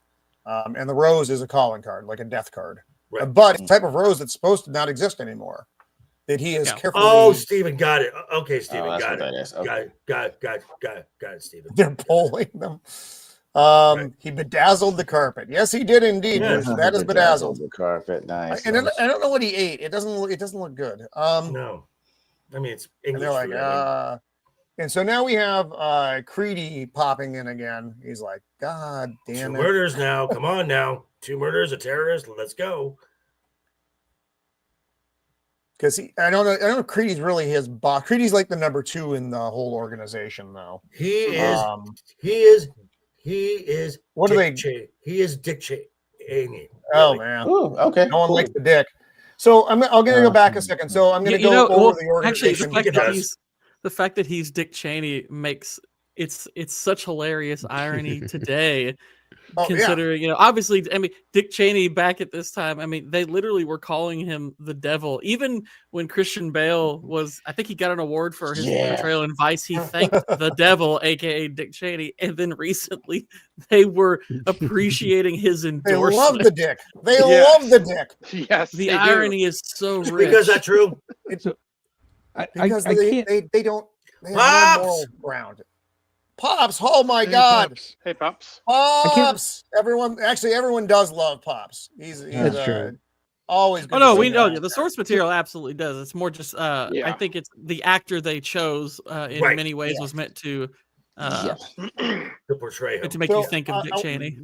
I want to talk about the organization again real fast. I just forgot I had this notes. So the Fingermen, because it's the organization, the New Order is arranged as the human body. The Chancellor is the head. The network, the BTN, is the mouth. Audio and visual surveillance are the eyes and ears. Inspector Finch is part of the nose, the police force, and Creedy's secret police were the hand. The fingers. So that's just so you know. That's why they call them the Fingermen. I want to know what and other parts are. And another thing, another reason why I mentioned that Creedy is supposed to represent Dick, was supposed to represent now the Dick, was during that regime, no one was really afraid of W. They were terrified of Dick Cheney. Yes. Everyone's scared of the Dick. So she made her way to, especially if he had a loaded shotgun around them. Right. Yeah, never go hunting with Cheney. It's just a hunting trip. It's just a beard. Beard. I haven't had one of drop those, that and one I in have not there. had a mother dick incident tonight. Everything's going fine. It's been a while since So you had she a mother goes dick. to Dietrich's Dick? house, and because she feels like she has nowhere else to go. Deck. Right. And I think Right. that's a very interesting. She, for whatever reason, she feels safe with him. I don't even know if she Maybe can put her because she finger knows. on it. But she, she had some, and like I said, she was supposed to go on a date with him. Right. And when she got picked up by the Fingerman, and that whole series of events happens, but she goes to him. She's like, I'm sorry, I really don't know where else to go. At the very least, he's a man of some degree of influence, so Yes. he might be able to protect her when other people, like her regular He's like, friends, get in here, get in here. And he's looking around like, oh, fuck. All right. Yeah, and I think he probably knows he's screwed at this point because of the surveillance state. There's almost no way they don't know that she's here. Guys, I'm going to have to step up for 1 second. I'll be back in a moment, though. Just dwell on this conversation. I just like the fact that when she finally gets a chance to sit down, she goes to the Roman style of the relaxing. I'm just saying. Yeah, like she downs all the whiskey, and he looks at her, and goes, "Well, cheers," and then Hey, takes a Goat. sip of her. How's it going? I mean, Goat's in the chat. Hey, eclectic goats.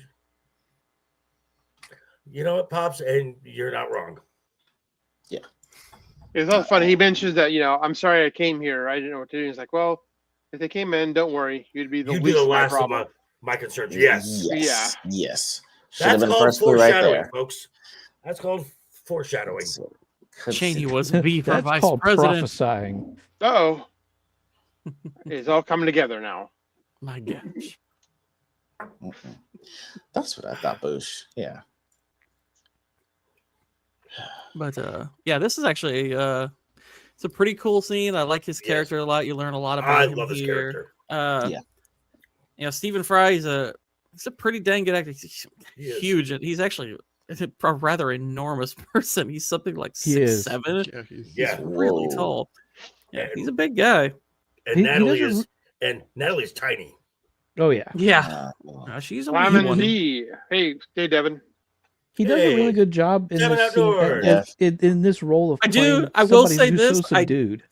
I will say this. I do find it a little bit strange that a gay character would find the poetry of the Quran moving. Right? Yeah, I know. I'm like, well, the only moving that gay people tend to do in countries that study the Quran are a very high platform. There's a certain group that's for Palestine, so it actually makes sense that he has the book. Right. Yeah.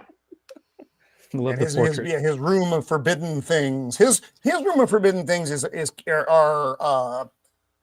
very different than V's room of. Well, he's something of a forbidden fruit.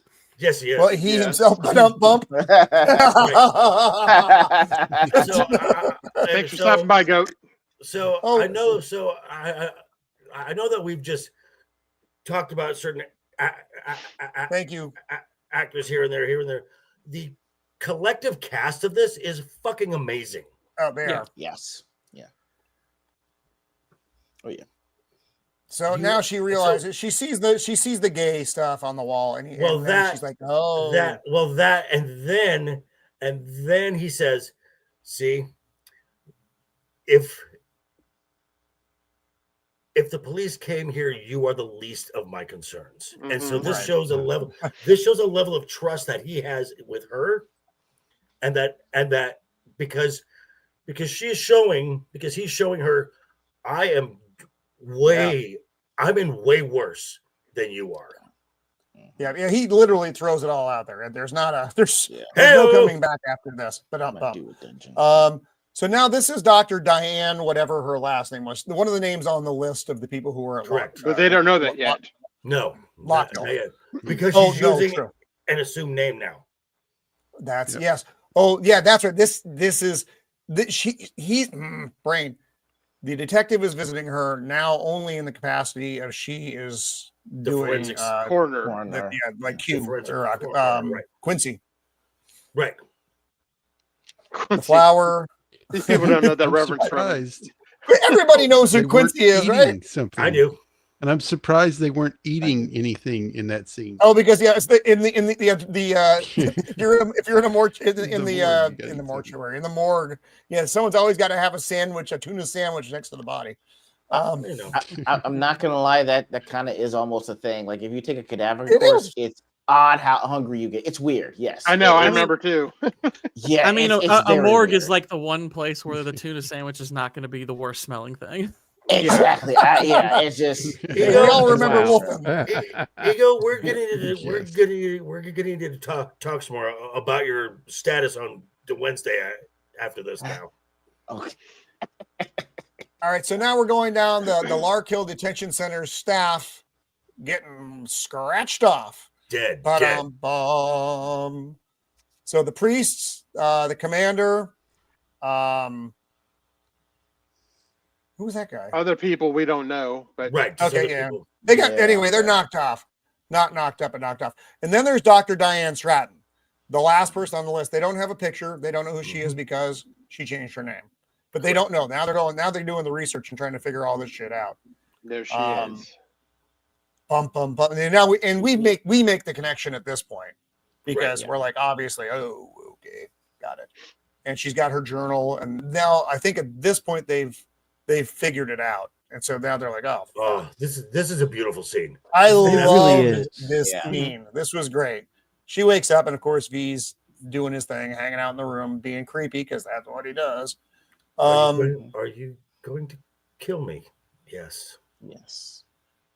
Thank you. And I killed you 10 minutes ago. Yeah. While you were sleeping. Wild. I mean, it's this so scene good is so because, I mean, she is, as far as we can tell, at least, she's the only one who has even remotely accepted some sort of responsibility. Yeah. She Has some knows remorse. that what she's getting is deserved. I love and the she's scene approaching where it with respect her and a- dignity, and he gives her respect and dignity in peaceful return. death. and she asks, Instead "Is of it a too late violent one. to apologize?" He says, Never. "No, never." And then she apologizes. That was not expected. Yeah. Yeah. That was unexpected. I have one more rose. Oh, this is so good. Yeah, and she mentions it was ironic that I was looking at your rose earlier today. And I get my own. I hope Yeah, you get because in the addition to her being shot looking at doing the autopsy, she also had a fondness for botany. So Right. the detective wanted her to look into that as well. She knew exactly what it was. Yeah, it's a rose that shouldn't exist. And then here come the boys. And that shot right there. Too that late. shot is beautiful. It shows the red rose and the red journal on the table. Like, look at this. And oddly, she is not covered in vomit. I guess that would have made they would have made the shot look as nice. And if you you don't have to go back, but if you noticed the he clock gave her beforehand, a different poison. What? Yeah. But Oh, the the clock clock? beforehand, the cops are like 5 minutes behind him. They're almost there on And time. interesting thing about the clock, about every time you see a clock in this, the hands are going to be in a V shape. You're never going to have them on top of each other. You're never going to have them at the 15. So just as a little point. Cool. And now they're at the 15 because it's dead and he's not there. Yeah, Or they she's just dead. missed him by 5 minutes. He's dead, Jim. And now he's got the journal though, and the journal just him. describes everything she did at Lock Hill. And it's just him and the chat. It's just him and the chancellor. So this is who else has seen the journal? Well, because this is significant here because now this is only information between two people. The less folks know about this thing's existence, the better. Do you also notice every time they show him, he's giant, like Big Brother? Yes. You know? Yes. Yeah. No, it's going back to the 1984 imagery, which we were talking about, the swapping of roles for John Hurt. He's become the man. He's Oz. He's Oz. Really. He's the big head. Because when he's in the presence of V, he's this quivering coward. Oh, interesting. Oh. Let's see what pops. The Rose connection to those who tormented V was a good way for the normies to relate to the film's nuances. Interesting.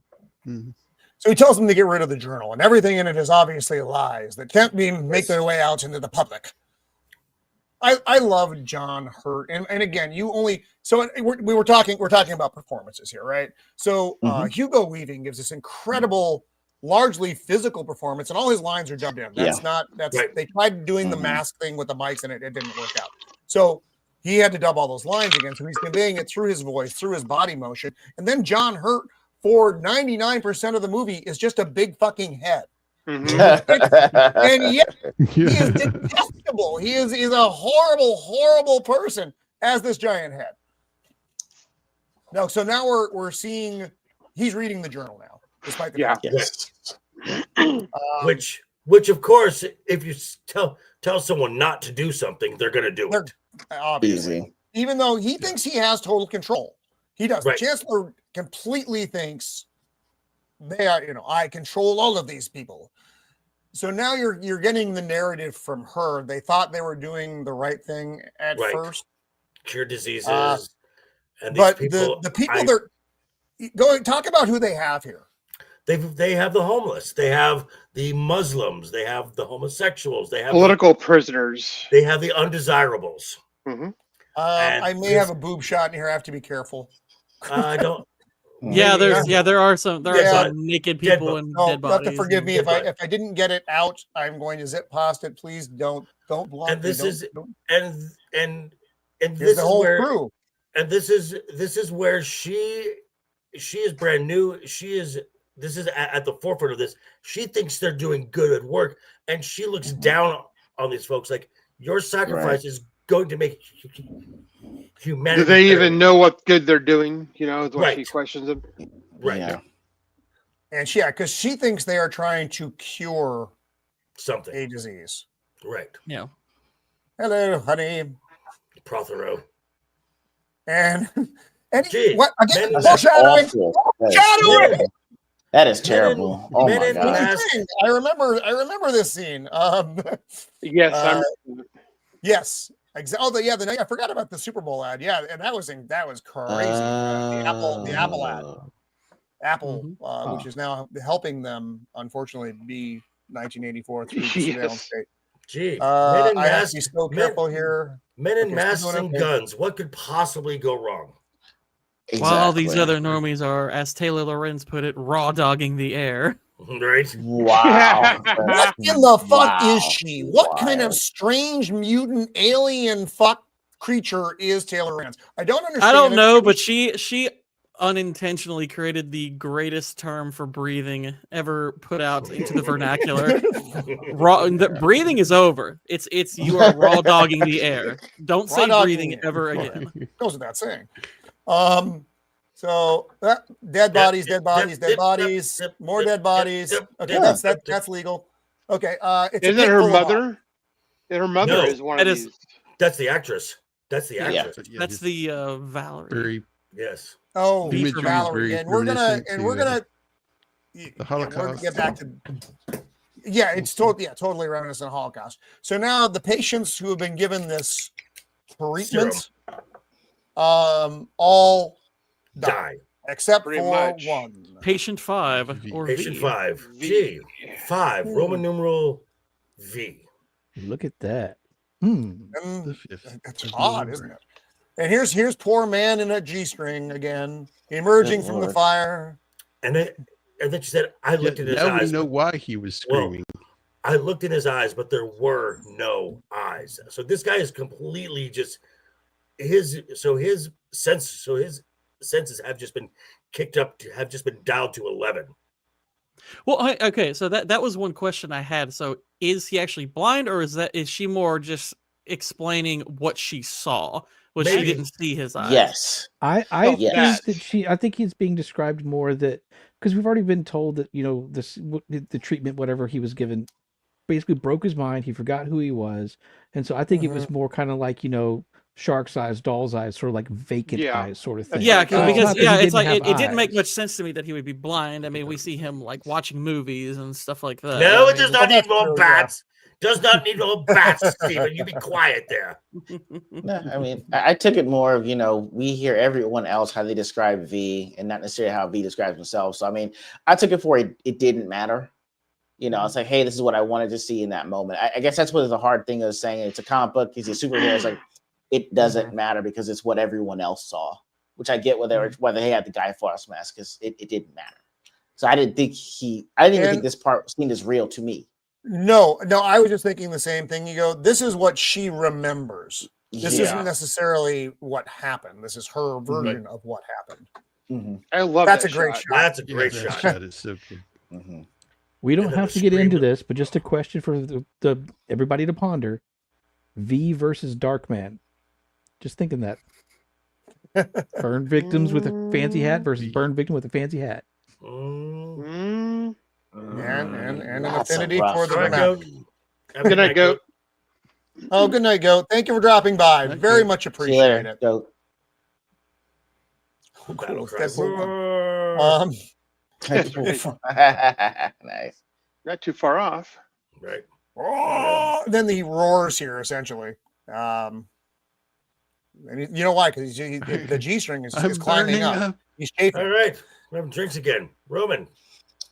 And what shape does a G string make in the back? A V. V. Oh my God. That's a good. Now, this scene That coming up was actually real because he was actually burning up.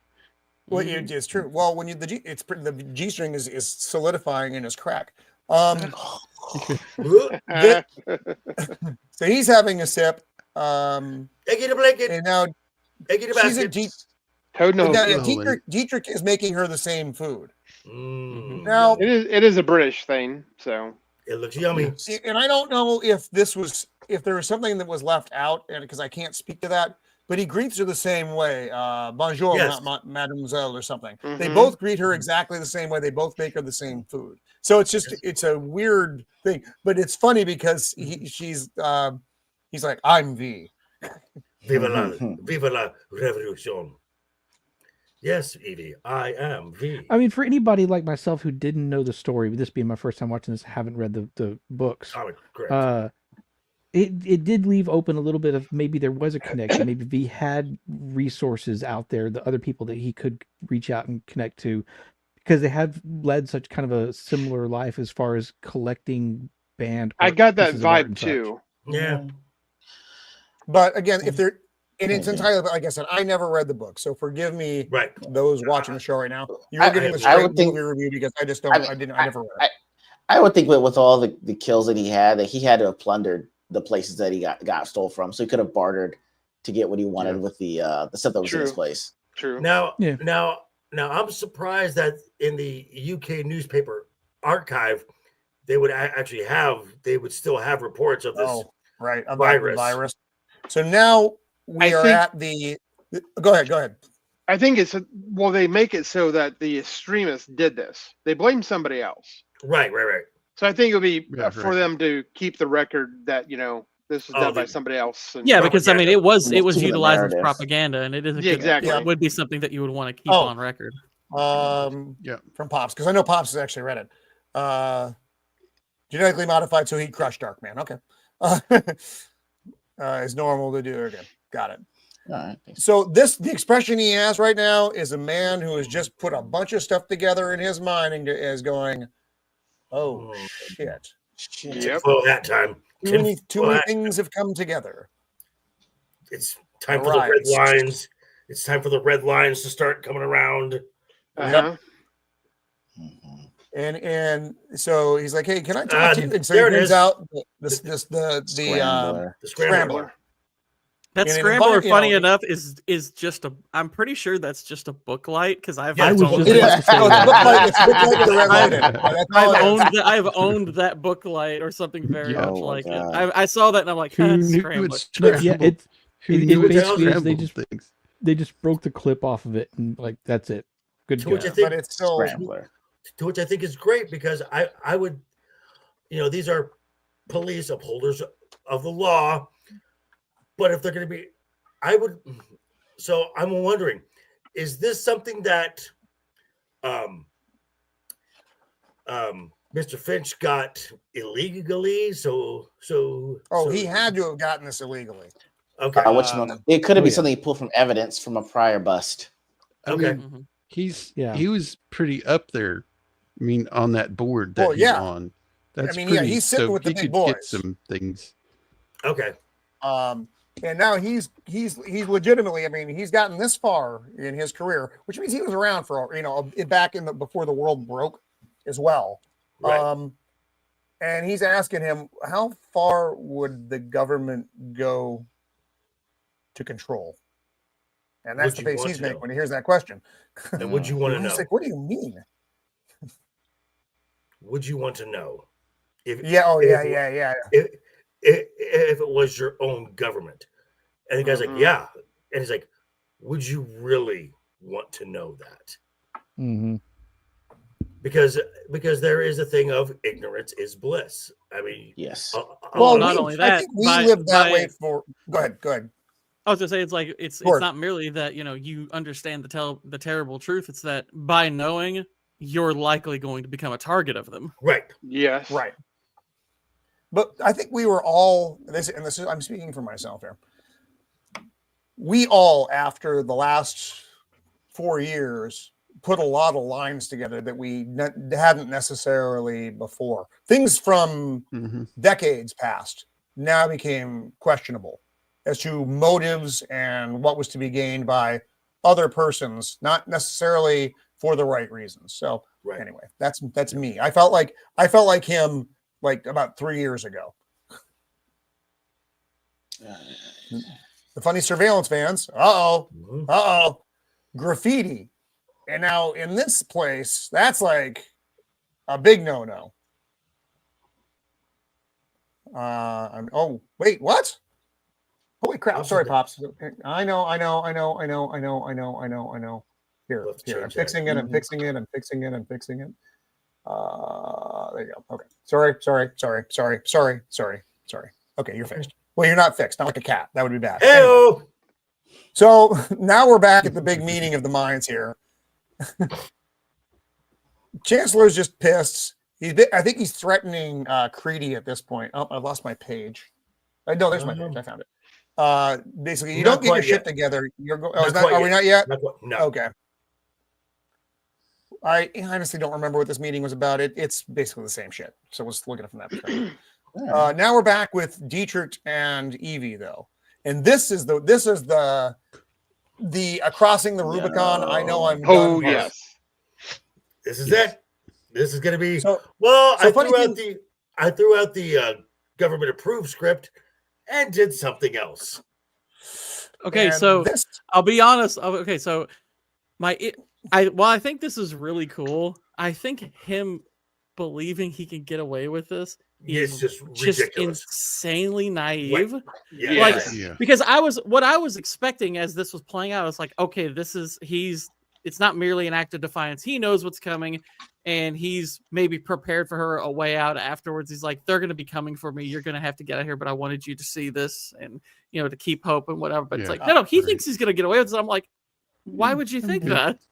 What makes you think you're going to get away with it? And I'm like, if you wanted me, the audience member, to believe that he could believe that, you probably should have shown some examples here and there of maybe the state punishing people a little bit more lightly than just black bagging everyone. Right. Because it's really hard to believe anyone would think they could get away with this. Well, I mean, I don't think he did. He says it flat out that he's like, oh, I'll be fine. And I'm like, huh? What do you mean you think he'll be fine? I mean, the first indication of this is you see this, and then the very next cut is soldiers with guns at the audience. Yeah, and the applause. Well, you see the guy in his home watching this and shattering the glass of milk because he's like, these motherfuckers. And the shtick is they brought a Chancellor lookalike on the show. And if you're not familiar with the Benny Hill show, it was kind of a colorful comedy show back in the 70s and maybe even early 80s British television. He's like, just keep watching.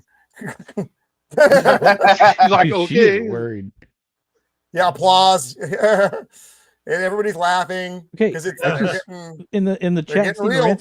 Stephen Ransom has an interesting question. Is he putting on a strong face for her, knowing that he's doomed? Yes, maybe. You think Yes. you think that was the? I mean, I don't think. Honestly, I don't. I don't think so. I really don't think. I do. Based on he would have his told her actions, to get out. based on his actions, his think he words, would. everything suggests that he really thinks he's getting away with this. Right. What does he say? Yeah, I'll have to apologize and do some.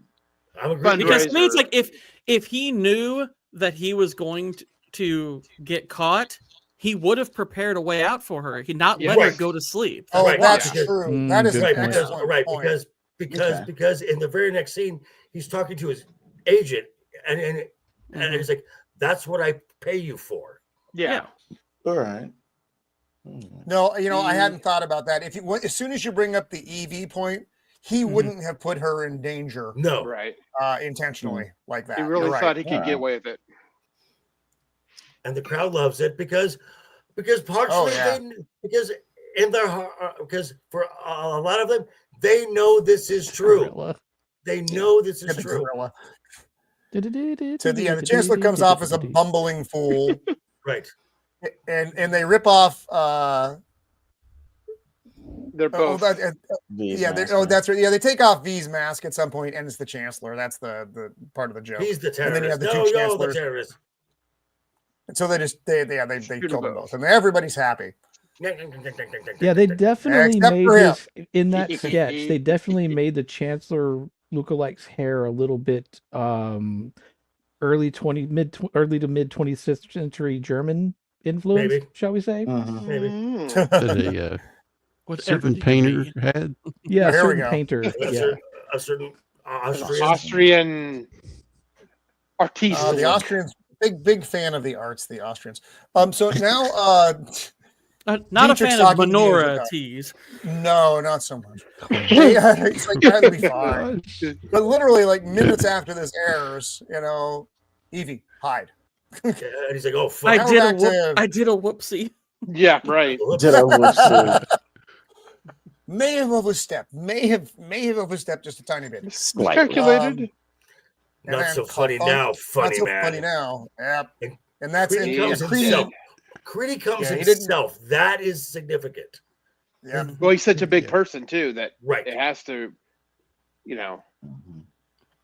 And by the way, quite a unique but appreciated sort of bit of gore makeup that he hits him so hard that part of his lip is hanging there. I was like, you don't see that often, and they don't do anything especially to highlight it other than it just being there. And I was like, that's a pretty really realistic wound there. Mm-hmm. Well, and the reds really flash out because of the filters. Now Evie's back, hiding under the bed, hiding under her desk, hiding wherever Evie hides. Hide and go seek champion ever. Ugh. Yeah, right. Really. So dragging him off, and now she's like, "I need to get out of here." And this, I very much enjoy the next bit of the movie. So escape, and then again, not so much. But this, but go back. Oh, coincidence. This isn't very much a right. He just happens to be there when she's coming out that area. Happened to be dressed as a law enforcement. Just happens to be at the right place where she is. Yeah. But he knew where she was They going. don't really do anything. I thought that. Yeah. She left the paper there in the place. Yeah. She left the paper there. Now, but there are a lot of things that even if he knew she was going there, right? We still have to make the jump that he didn't know that Dietrich was making that television program. There's no way he could have known that. So there isn't though. I could see him maybe if he did believe she was there and then he saw that program. I think that would cause him to maybe go like if he believed Evie was there. I do think he would go there in response to it. We don't really know exactly how much time passes between the airing and them coming after him. He's likely got some time. That's what I thought. So now she gets in a black bag, and or so she did. Right, she's been black bagged. She's been black bagged. Yes, black bagged. And this was extremely effective. The first time you watch this movie, and if you're still with us and you haven't seen it, you know that we do spoilers. The spoilers are the entire show because we talk about Arkham flashbacks. Don't get freaked out. So she's getting questioned, asking, who is he? And we're just going with silhouettes. She can't see who's really talking to her. All she gets is silhouettes. Which again is a very effective tool for us as well, because we don't see who's really talking to her. All we hear is a voice and questions. You can still get out of this. Just, where is he? And this was real. Wild. Yeah. They did this in one shot from 3 angles. Yeah. I will say though, and it's such a simple fix. It's a little bit cheating here, because obviously we find out later who's shaving her head. You can see pretty clearly through those gloves the actual hands, and they're not scarred. So I'm like, why didn't you probably should have just used a solid colored glove to cover that up, because it's like they've inadvertently given away that they're cheating a little bit with him. I mean, I'm okay with it. I mean, it's a mistake. It's not like a plot hole or anything. It's just a movie mistake. It's just a little one. Yeah. I mean, because it is. I mean, it's clearly a cheat. I mean, that's clearly an unscarred hand. A goof. We'll put that. Yeah, in a goof just a movie goof. Just a movie goof. But hard. It's one they could have fixed. So it's odd to me that they failed to realize that while they were filming this part. I was like, cover the hands, cover the hands up. So Bush's take here is interesting, though. He could have been going there to save him, not knowing she was there. Interesting. True. And again, it's still a heavy coincidence, but that is an interesting take. It's an interesting take, though. I'm not sure why he would. We don't know of any connection between the two of them, and he's his mission is so it's so important that he has people. If he brings on Evie, so he doesn't trust her, and he wants to trust her badly, but it's like why he would bring him in and on it when he has no reason at this point to trust him. I guess maybe other than that video, perhaps, but I'm like, what do you need him for, though? So she's having a bit of a rough time of things.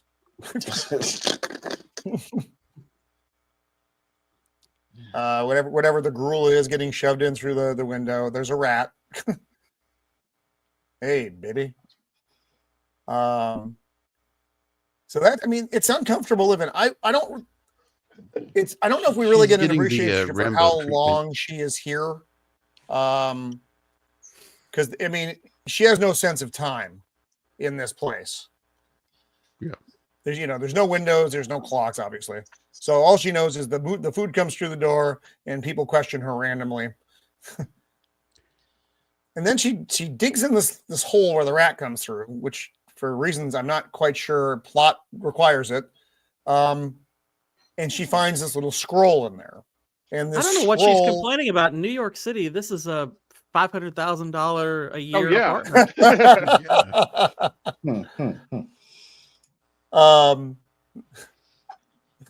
So she finds this scroll, and it's the story of a person. I think her name's Valerie. V for Val. How her and let's see. Oh yeah, it'll start showing it. Okay. She wanted to be an actress. She'd never been in love, and then she was. And of course, it's with a girl because forbidden. It must be. Her dad didn't handle it well. And threw out her picture and basically disowned her, all the business. They're torturing. She's getting tortured again. I don't know if is her head in the toilet or just in a bucket of water. I thought. Yeah, it's a bucket of water. Oh, thank God. You really should use the toilet because the toilet is more effective. Because they always drag her back. Yeah, she's getting dragged back to herself. So I guess it wasn't the toilet. So she keeps going back to the scroll. I mean, she obviously doesn't get a lot of free time. So Valerie makes this movie. It's lovely. She meets this other lady. And scissors. And she grows this particular type of rose. They've never been happier. And then, whump, bum, bum, the fascist government starts. And of course, they rout out the homosexuals. That looks like a pretty good speaker system, though. It looks very similar to something I have in my living room right now. Nice setup. So the riots, the burning, all the bad things are starting. Society is collapsing, or is it being so collapsed? they can really feel like they're actually there in the riot.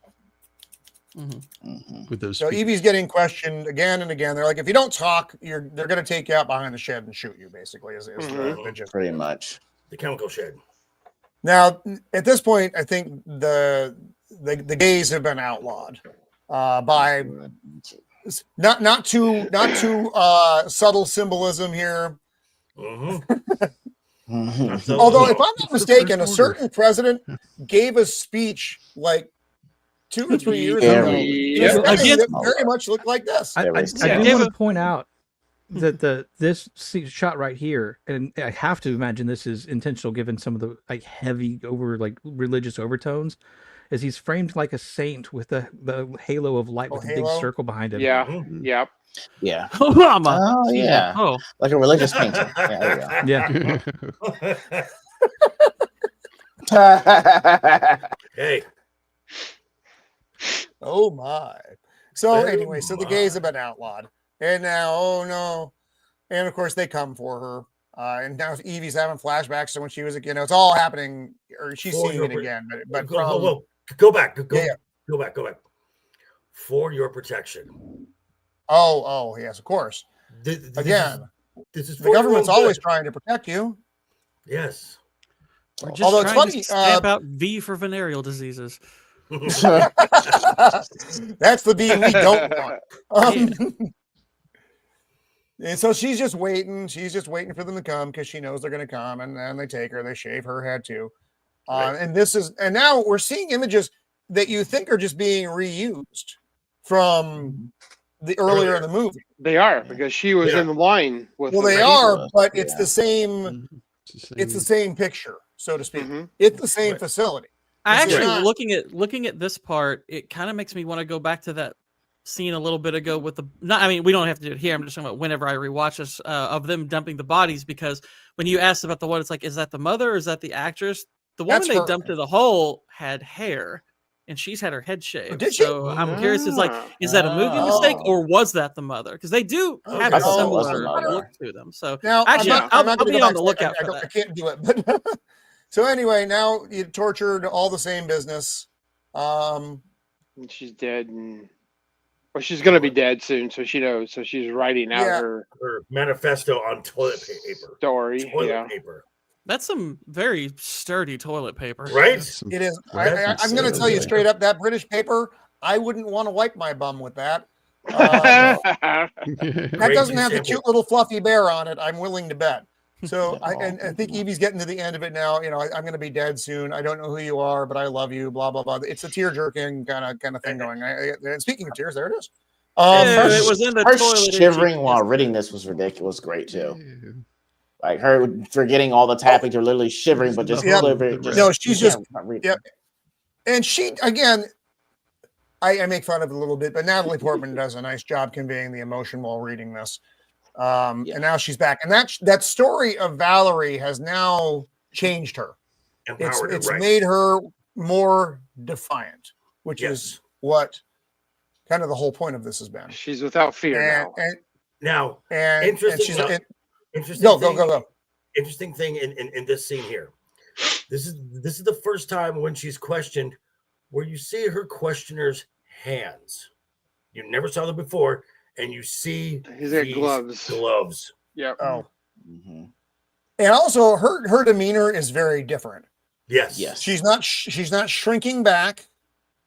She's sitting up straight and looking dead on. She's not cowering from the questioner. Well, her whole imprisonment thing here, I mean, it's a different cause for her change, but it's all very much directly influenced by Count of Monte Cristo as well. Right. Obviously. And the line of questioning, essentially, all you have to do is give him up, and just give him something. She's like, no, anything, just a She's name. Like, no, I'd rather die. And then so you don't have anything left to fear. And walks out of the room. She's like, leaves the door open. Wow, It's like, this is odd. This is peculiar. Oops, sorry. Mr. Anderson. I got it. Nice. I know, that's all I can ever get at him. What was that, Ego? No, I was saying that was nice. Yeah. Oh, Actually, I would say it's also pretty impressive because you can tell rewatching these various scenes when she's getting tortured that Hugo Weaving's doing the voices, but he's altering them slightly each time because it's supposed to be him depicting different people. It's really solid work by him. Now, I will also say this, like this is so I don't know where he built all of this because this is like a depiction of where he was at Lark Hill. Yes. So this is a lot of work for just this. Well, his resources are a pretty major plot hole. Like not only this, but like the amount of like Guy Fawkes costumes he's able to send out. I mean the explosives I could maybe buy into to some degree over time. I just like, thought a lot of this is like kind of insane, but I thought he just found like one of the black sites. That's all that I thought this was. That makes sense. Was part of it. Yeah. But I thought he found a black site. But then it's right by a railway. He said he built that one back out. The underground, all of the London Underground has been closed for years. They shut that down a long time ago. So nobody's gone down there. You actually see that in the background of some of the flashbacks and news reports is like a certain station being boarded up and nobody can go down there. So he basically has free reign to do whatever he wants in the London Underground. Right. That's what I thought. I mean, granted, yes, that is still a lot of money and a lot of work for one man. I'm not saying it's not. Right. And but for this specific purpose. Yeah. And now she is not very happy with her new No. enlightenment. Well, I mean, again, we praise V for the values that he espouses, but he's not a good person. No, even by like Batman standards, this is pretty dark. Yeah. But has he done this to other people though? Since he has those rooms in there.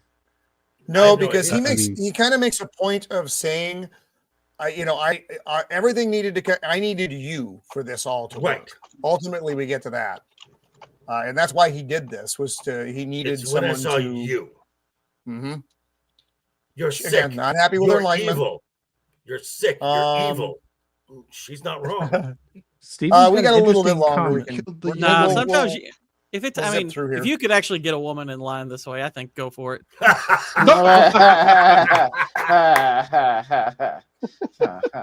Please don't take Gord's advice, folks. I'd say she's more the evil one. She should have just changed a long time ago. You know what I want to know? Why are her teeth still so white after being in that cell for as long as she was without a sink? Colgate and the gruel. That's true. Again, she's pissed, and he's trying to get her to understand. I didn't want to do it to you, Evie. It wasn't until you. We don't know exactly how long he had her there, do we? True. And that's the thing. Yeah, we don't have a concept of time either. Remember, we're getting to the 5th of November pretty soon. So the year has been passing, but all the events in between, we don't know how long these times. Honestly, it actually seems like when she leaves him not too long from here, there is a pretty good amount of time left before that. Like, because when they reconnect, the way he talks to her is like, every time I heard a siren, I was worried about you. It's like, they do seem to make it sound like this is still not long after they've met at this particular point in the movie. Correct. So I tend to think he only kept her there for a few days, like not like weeks and weeks and weeks or anything. It probably wouldn't. It really. I mean, it's like you could argue maybe it was a couple of weeks, but I don't think it would take all that long to break someone this way. And then this is where he's like, embrace it. They did this. I know you don't want to believe this. They did this to you. They did this to your family. And have we had the Valerie conversation yet? Oh yeah. Oh no. No, we haven't had the Valerie conversation yet. No. So this is when she is. Yeah, I thought this was, again, this is a juxtaposition of her finding her freedom as to when he found his freedom.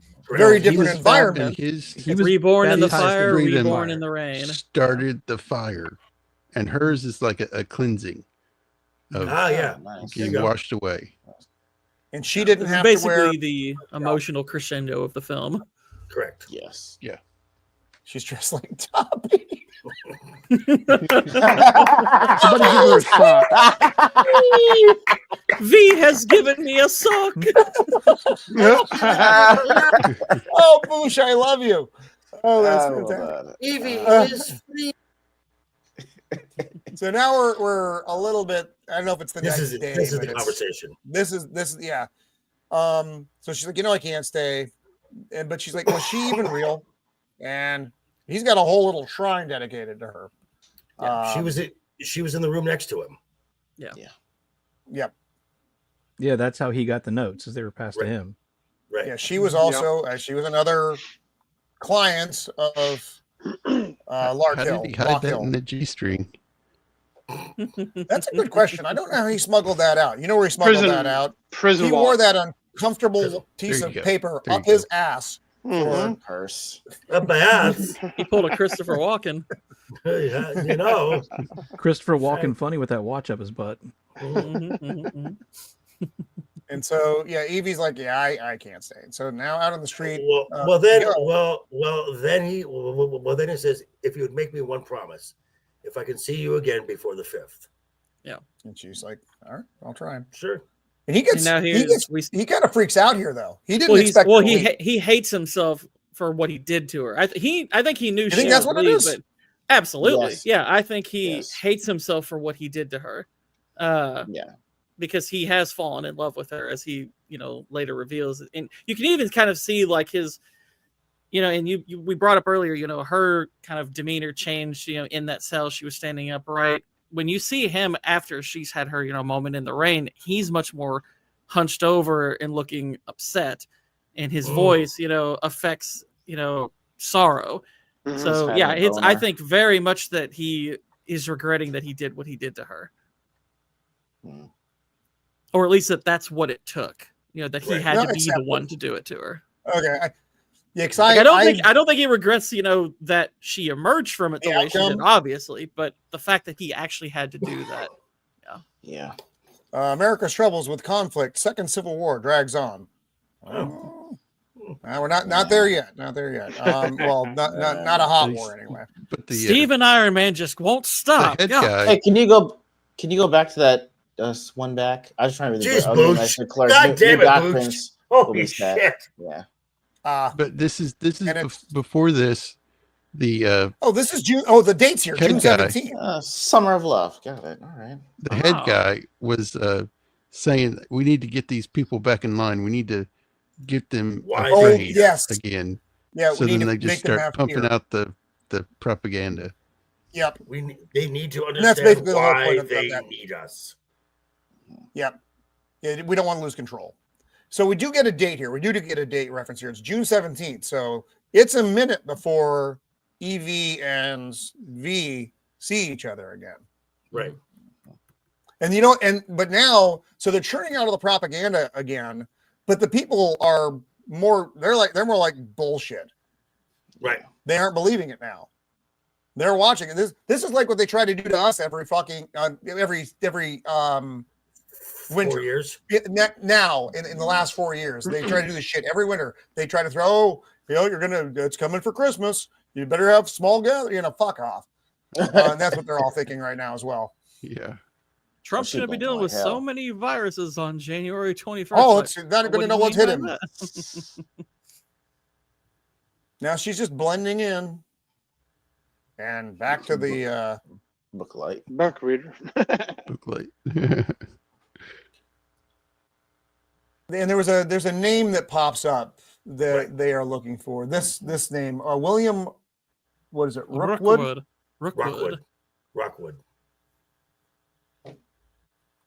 In context of Lockwood, if I'm not mistaken, or Lockhill, right? Larkhill. Larkhill. I keep fucking up the name, but I understand you're looking for me. I can only assume this means you are ready for the truth. If so, return this email, and I will send contact details.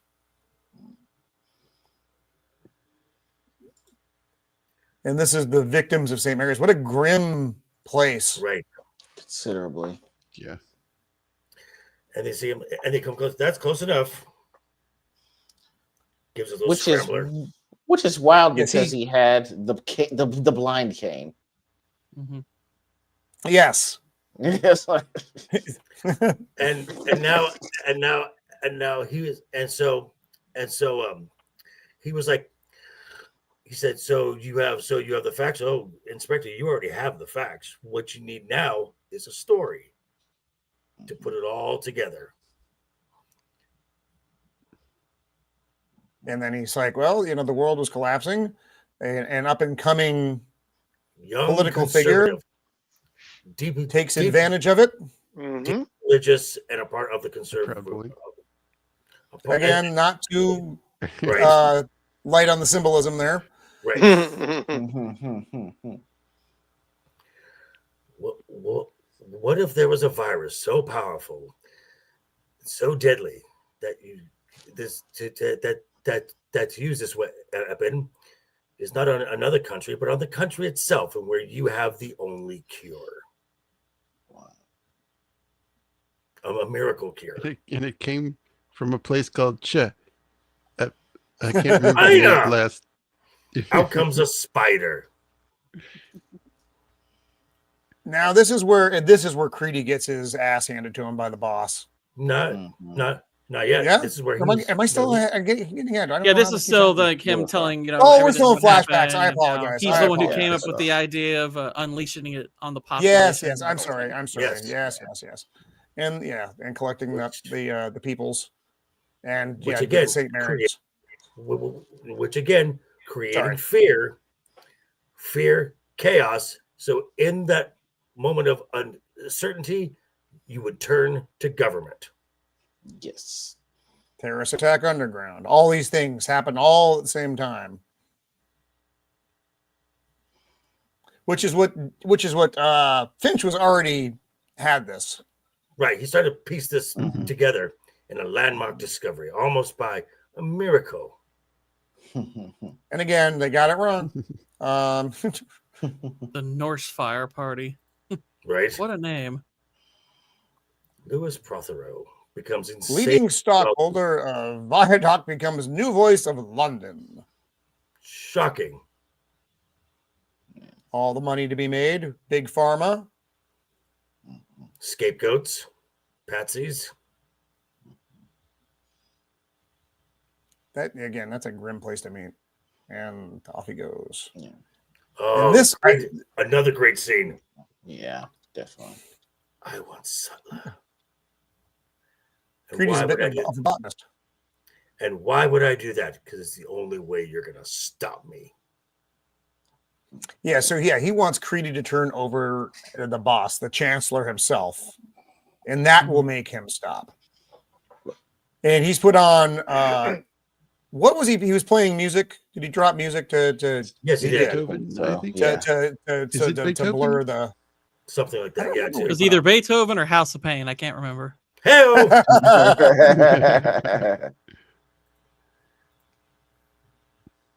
So he's giving Creedy an ultimatum. Right. And now she's watching. But then again, but this ultimatum also fits into Creedy wants. He becomes the number one. Right. Yeah. And they're realizing now who they had. Like, oh fuck, I bought into that bullshit story.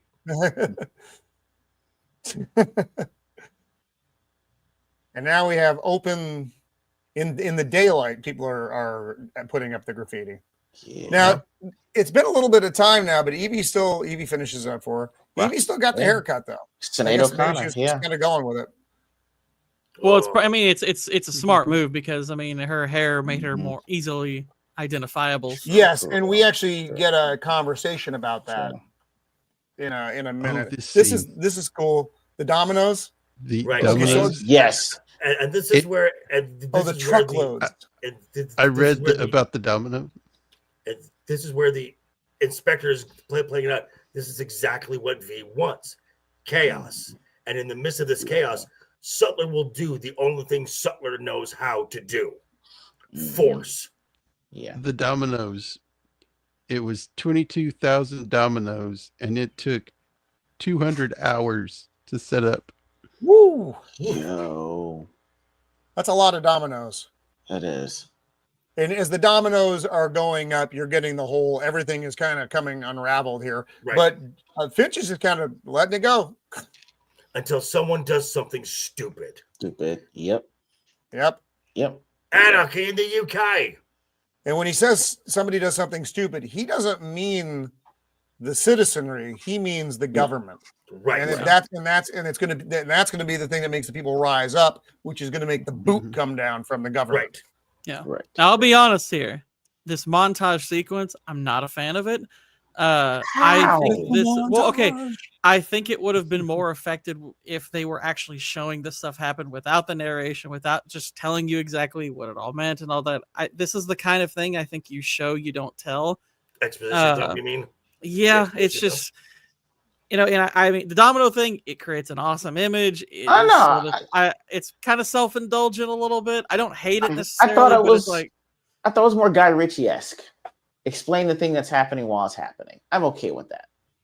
I feel like this is something you could have achieved without it, and not so quickly. I mean, they do it so fast, and I'm like, it makes it a lot less emotionally impactful because you montage your way through like a little girl getting shot, and I'm like, I think this kind of moment would have been really good if you had like made it more personal for the audience to see, actual we citizens won't really attach with a little killed girl. and well, also this, and I think to maybe go off what Gordon was saying is all these events are so out of sequence that it's hard.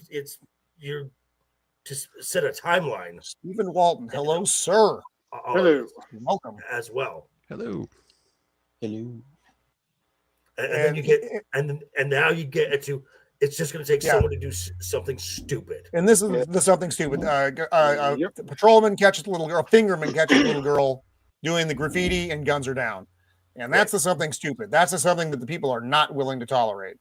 Hey, I'm with them. I'm one of them. And he's like, they're like, fuck off. Don't care. Right. Rioters arrested in Brixton. And it's all building. Now, the 5th of November is like tomorrow. It's the 4th of November right now. So they're waiting for midnight to come. Yeah. And then, bang. The imagery of this is beautiful. Yes. Yeah. The imagery itself is quite nice. The dominoes and all that. It's amazing. I think I may a lot of car doors outside. I think they may be coming for me. This may be my last broadcast. Phrasing. Wow. He's just waiting for the clock to tick down because he knows it's going to happen. And then Evie's back. I think he said he didn't think she was going to come back. And she said, I said I would. And of course, it's on the night. Right before the 5th. I was looking at I was still looking for Mr. Creedy's resignation. Yeah. So, he's like, all right. I was looking at had enough of your shit, bitch. Yep. If Creedy was not sure what he was. Oh, go ahead, Jacob. I was looking at weird band names, and one of them was Natalie Portman's bald head. Okay. The damage in those eyes. Oh my God. So if Creedy was unsure she if he was the going to go head through, pretty well. I'll give her that. She does. Well, she said she always wanted to do it, and this just gave her okay, whatever, that's fine. So again, if Creedy wasn't sure he was going to do it, this little, ripping down from the boss made it so. Right. Shall we dance? A revolution isn't a revolution without dancing. It's fair. And so she wants to take his mask off, and he's like, "Oh no, mask stays on." No, the face beneath isn't me any more than this mask is me." And they're just kind of hunting down where he might be. Dietrich is just kind of really throwing shit at the wall, trying to find something. And this is where the grand plan comes together, though. That's a lot of explosives. That's a lot of explosives. That's a lot. That took a lifetime to put that together. Yeah. And she said, said, "Why more than a Gunpowder standard U-Haul wouldn't have truck? done anything to that building. There's a whole train car of it. Train of it. Well, and then he also said that he tunneled his way through and laid track to go directly to Parliament. Under Parliament, just like Guy Fawkes. And he also, and so at this point is interesting. He says it's not for him; it's for her. Yeah. You're the one that has to make this decision. My time is done. Yeah. Nice one, Boosh. Nice.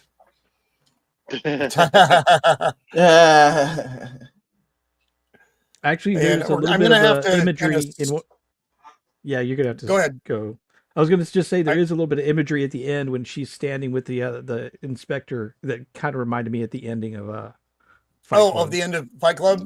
Yeah. Yeah. A little bit. So he basically tells her he loves her at this point, but hey, I gotta go. I got stuff to do. I have to. No, he tells her that while he's dying, so it's a little bit before. I'm sorry. He's basically saying, He's basically saying, I'm a monster. And I'm gonna go meet my creator. I'm Frankenstein. So this is the meeting spot.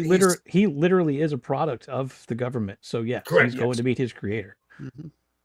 So again, remember, he told Creedy he wanted the Chancellor, and then that would be it.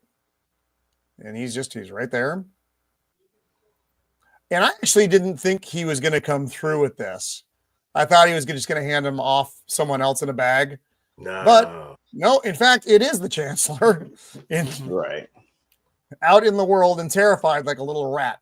Well, because this serves his needs. He really wants to be the man in charge. Yeah. And he's tired of taking orders from this simpering little child, basically. So be off the Chancellor. Well, even the last line he gives him, like as he's whimpering there, he just looks at him and goes, "Pathetic." You know, he's basically it's like all this. It kind of reminded me of the Twilight Zone episode, The Obsolete Man, where part of what makes everyone turn on the Chancellor at the end of that is how weak he looked on television when Burgess Meredith cornered him. Similarly, when he's down on his knees whimpering, he comes up with a gun and he's just like, pathetic, and he shoots him. He's like, "You're all of what you portrayed was a lie." Right. And then he's not. Then Creedy talks his big talk, and you're not like me. You're not afraid. And V is like, the only thing that is certain is you are all dead. Bollocks. We have guns. No, what you have are bullets, and by the time you're done with them, by the time you reloaded, you'll all be dead. I like what he says. The only thing we have in common is we're both about to be dead. Right. Yes. Which was great. Again, the dialogue, and they unload and kill him. At this point, you have the question: is V superhuman, invulnerable? Because you've seen, he's shown you how strong he is. So now it's like, I think that there are some allusions to it. I think there are some allusions to it when they're having the sequence where they're reading off of the woman's diary. There are some mild allusions to it. And I kind of got the impression, then someone brought up in the chat that is the case in the books, and I'm like, okay, especially like when he lifts him up as strangling, I'm like, this guy is superhuman in some respect. Okay, go back. No normal person surviving all this. Go back one frame. My turn. Nope. Next one over. When he's rising. My turn. And I'm just like, oh damn. And I hate to do this, but we are going to have to kind of speed through the end of the movie because I'm reaching my expiration rapidly. And he does exactly what he says he's going to do here. He takes apart the room really quick. Just starts cutting through. And it's a beautifully done shot. I like this. So, Ego, is this the scene where you said that you were like, no, no, it's more for me. It's like, well, I'm not gonna say it's a dumb thing to just say adrenaline because he does have some kind of armor on there. But I mean, they tell you the studies about knives versus guns with that kind of distance that you can close. And if you're going off of that, and if he does have even if it's a smidge above human function on this, I can see it happen. I don't believe the choking of holding him up. I think it's from everyone else's perspective on that one. So it's like I could still see him doing it based on knives versus guns, and the fact that it would take them that long to reload if you're not expecting it. So I still never said he was superhuman. And when I saw the plate drop, I'm like, oh, okay, right. Okay. That's what did it for me. Yeah, I was like, oh, Go back yeah. 2 frames, Roman. The one more frame, another one. Behind this mask is an idea, and ideas are bulletproof. I'm like, oh, it's a great line, absolutely great line. And that's and he hits that theme talking about why blowing up Parliament. It's not a building; it's a symbol, right? And off goes Mr. Creedy. And then he drops, he's obviously injured here badly. But he drops the armor and it's all bloody as fuck. And also it's very heavy. I was amazed he was able to move that fast in it. And back to the train.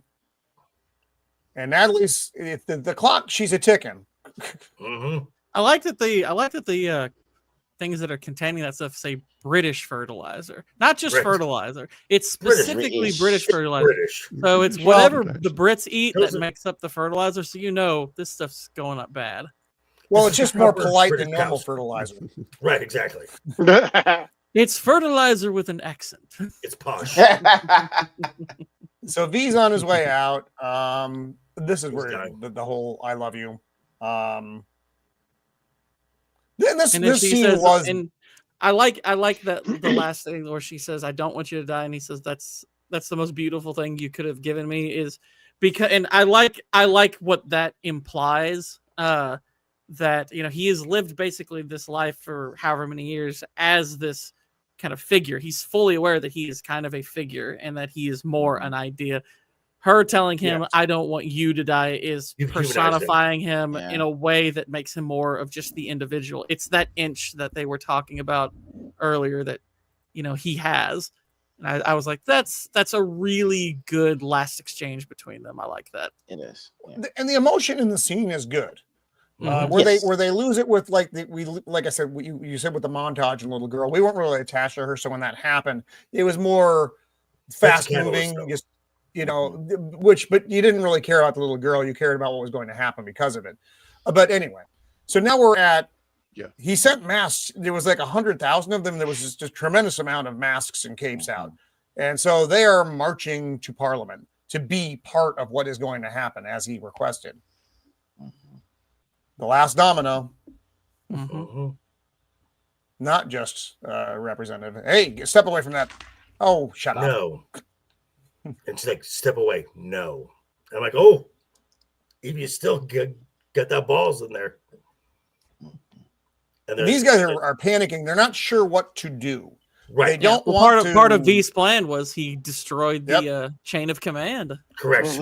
Yeah, they got rid of the chancellor. So and Creedy. So they don't have anybody to call to tell them. So more than that, they don't have anybody to blame. They don't have anybody to say I was just following orders. Now they it's also part of the genius of the plan. I mean, granted, it's like it's an utterly implausible plan with all the masks and whatnot. But in a sense, he seems to have an understanding that even the soldiers, they're doing similar to the population itself. They're doing what they're told to do. If they don't have somebody telling them what to do, they'll react differently, and that's exactly what happens.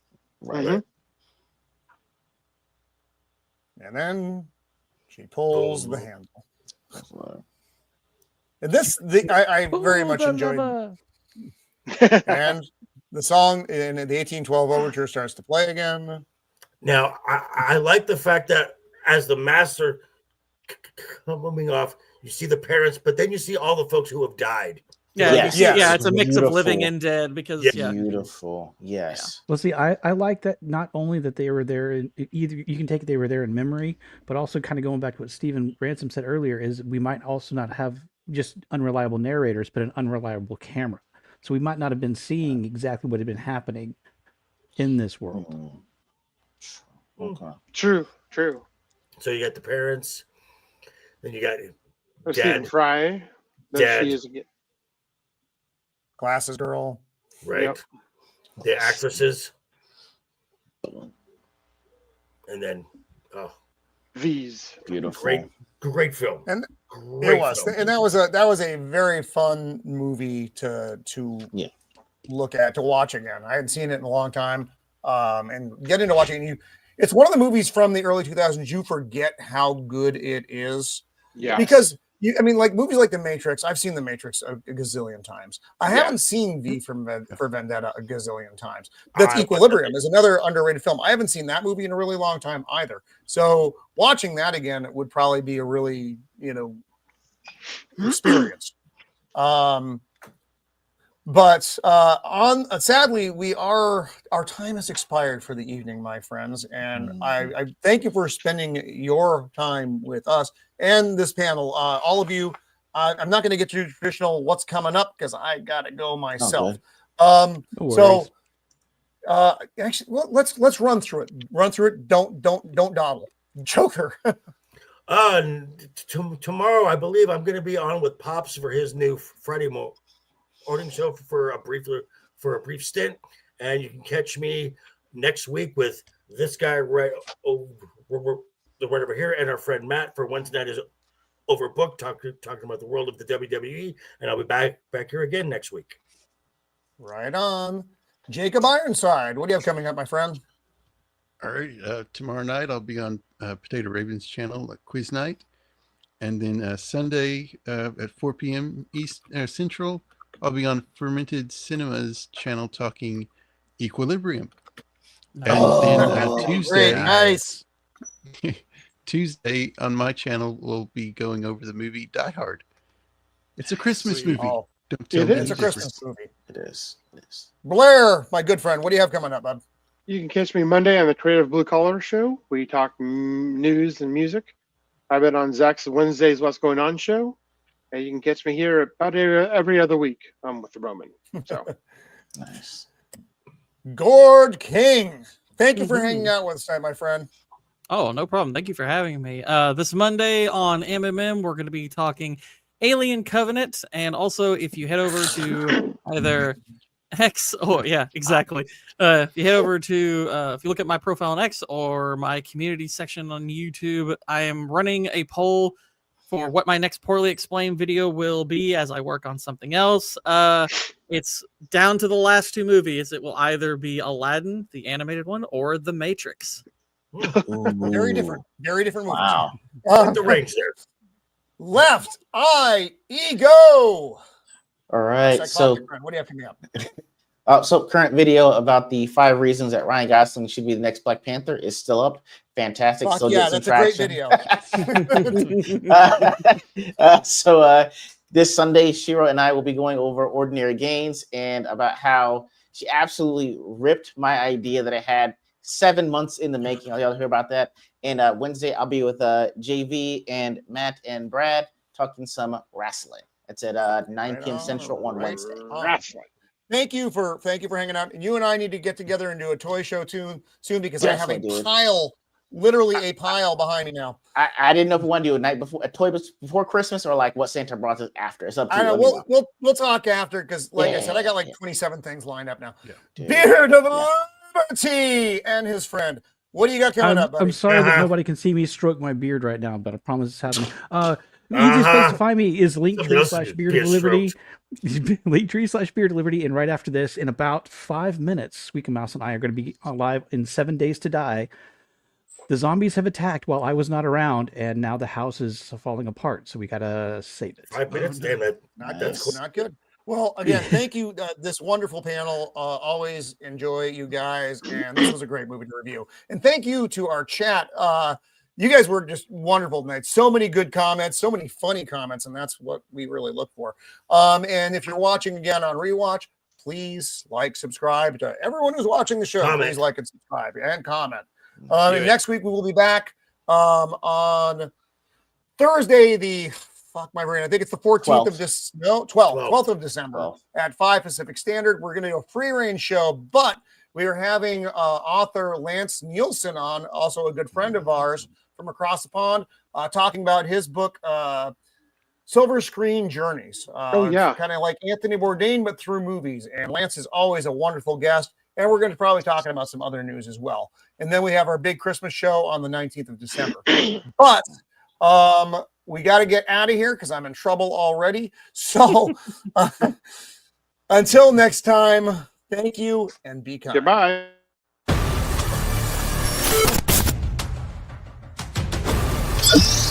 You